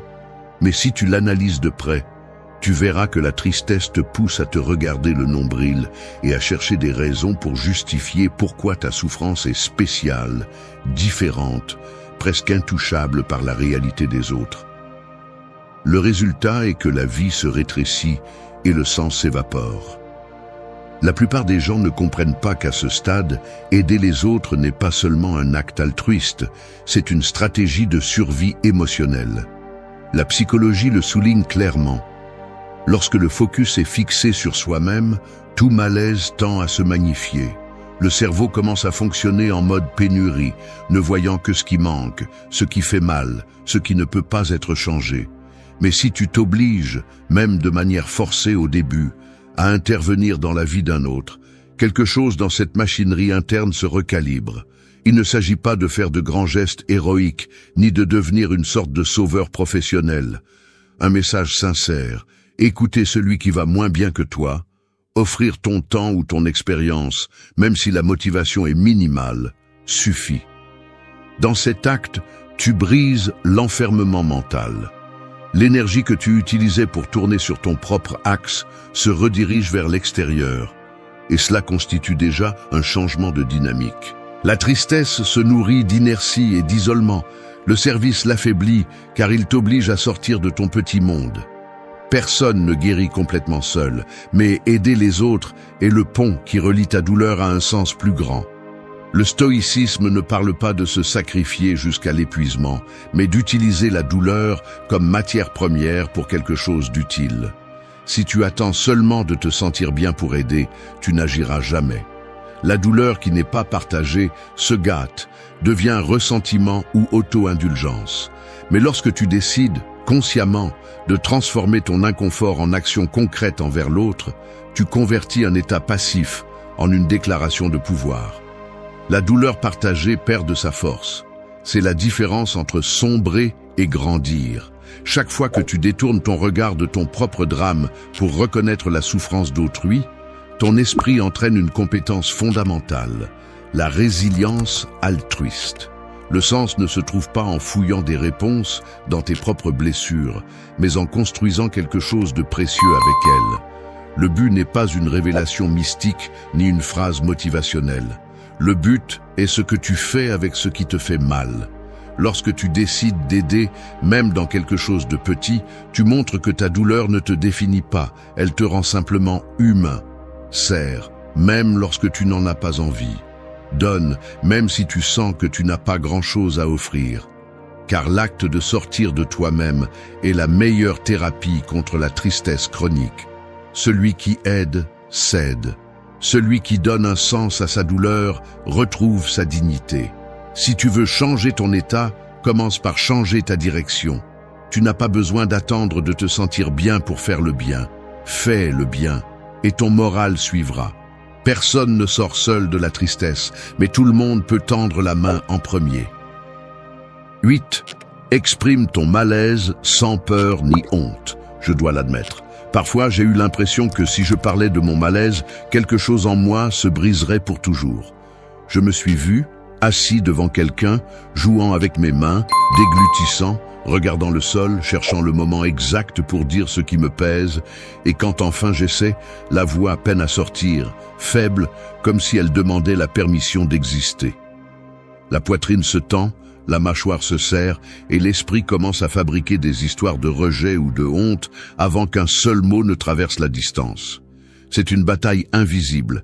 De l'extérieur, tout semble normal, mais à l'intérieur, il y a une discussion féroce entre le besoin de libérer le contenu toxique et la peur de rester exposé, vulnérable, incomplet devant les yeux de l'autre.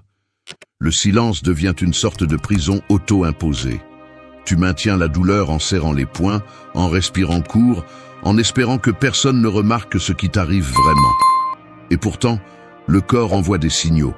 Les mains transpirent, les épaules se haussent, le regard se perd. Tout cela est ton système d'alarme demandant que tu cesses de cacher ce qui fait mal.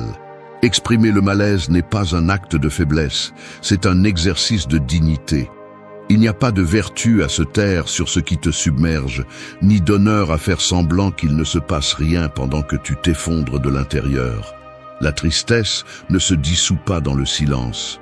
Au contraire, ce que tu tais s'accumule dans les gestes, dans les humeurs, dans les décisions que tu prends à moitié, dans les nuits où l'insomnie est le prix à payer pour ne pas t'être permis d'être honnête. Parler, c'est rompre le cycle de la répression.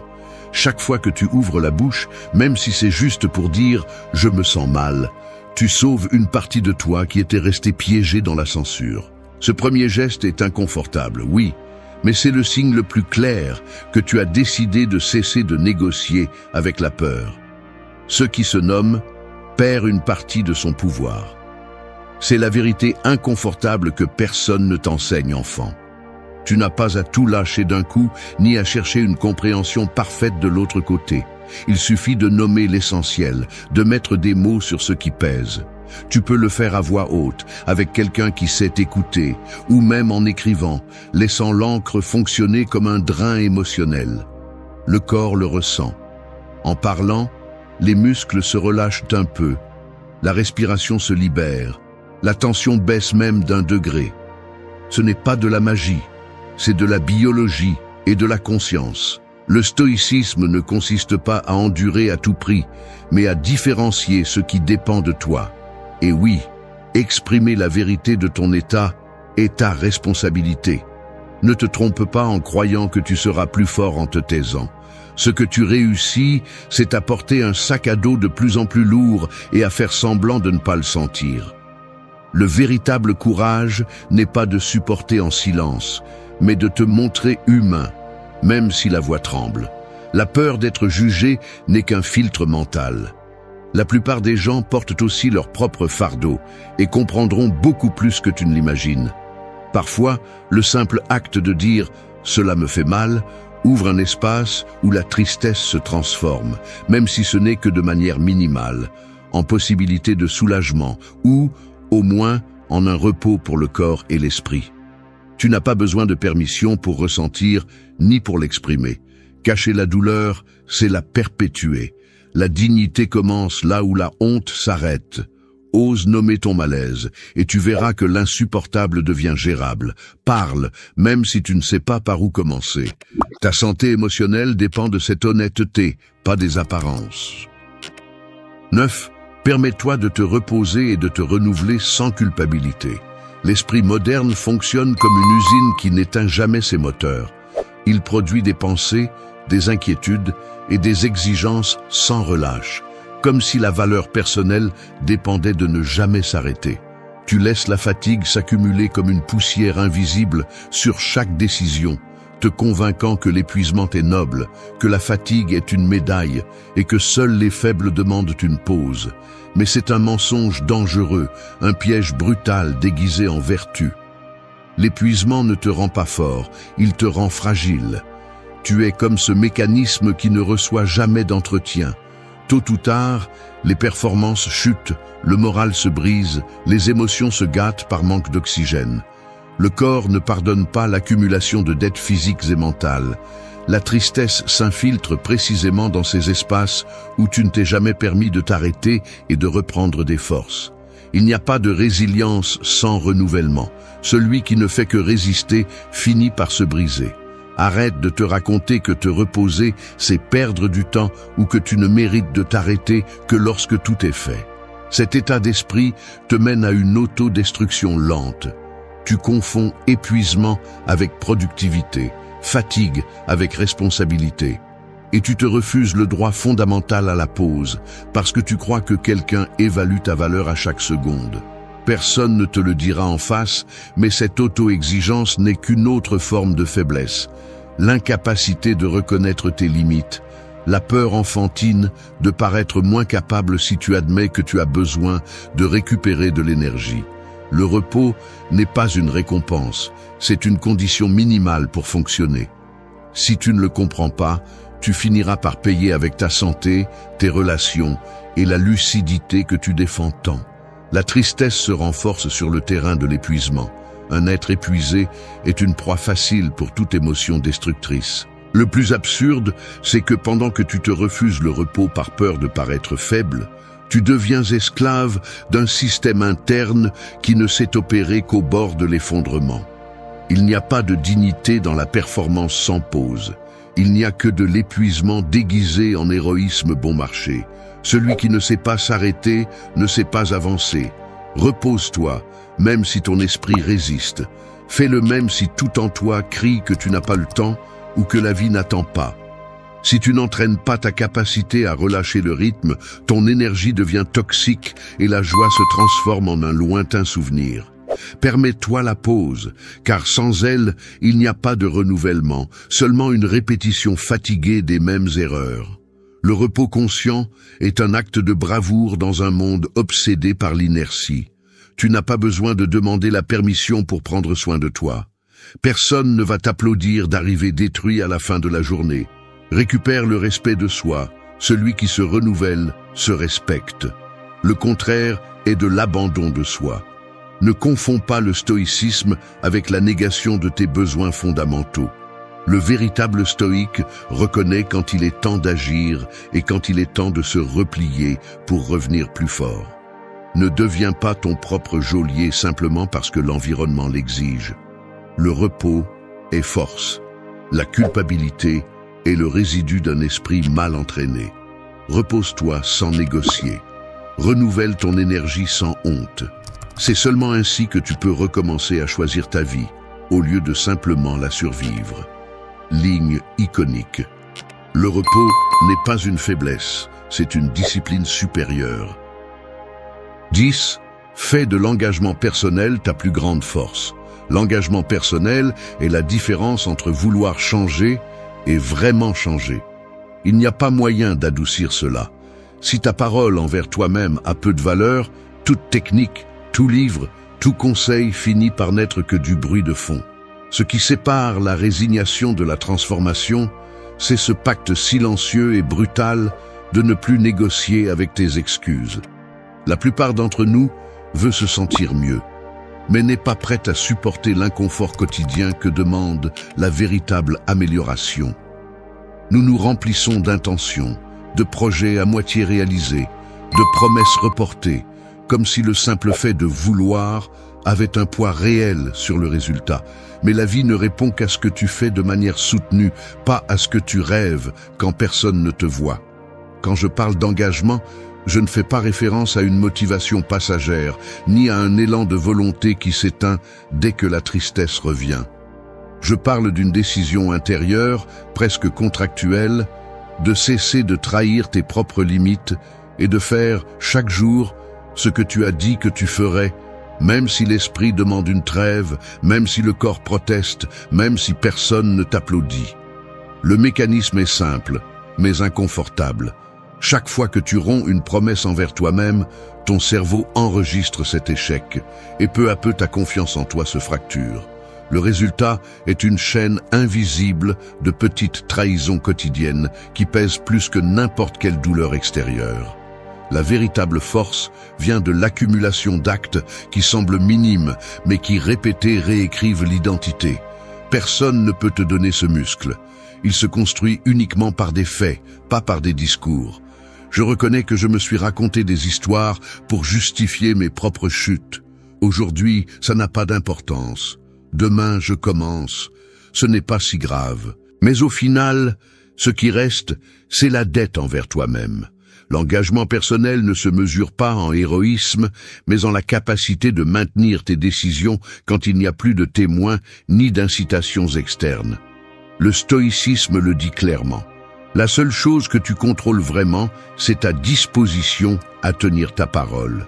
Si tu t'habitues à céder face à l'inconfort, ta vie devient une séquence d'abandon silencieux. Si, en revanche, tu entraînes la discipline de persister même dans les jours gris, la tristesse perd de sa force parce qu'elle sait qu'elle ne peut pas contrôler ta direction. Tu n'as pas besoin d'attendre de te sentir en sécurité pour t'engager. Au contraire, l'engagement est ce qui façonne la sécurité à force de répétition. L'auto-trahison épuise, l'engagement multiplie. Une personne engagée, même si elle tombe, se relève toujours avec une nouvelle leçon. Ce que tu soutiens en privé est ce qui définit ta vie en public. Devenir quelqu'un digne de ta propre parole est le plus grand acte de respect de soi que tu puisses accomplir. Il n'y a pas de liberté sans engagement. Ton destin change le jour où tu décides que, quoi qu'il arrive, tu ne vas pas abandonner le chemin que tu as choisi. Ligne iconique. La dignité commence quand ta parole envers toi-même est inviolable.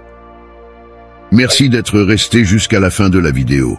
Si vous avez tout vu, commentez « Je suis stoïcien » comme notre signe secret, indiquant que vous êtes un véritable apprenant du stoïcisme. N'oubliez pas de vous abonner et de liker la vidéo si elle vous a plu. Rendez-vous dans la prochaine vidéo et rappelez-vous, continuez à cultiver votre esprit stoïque.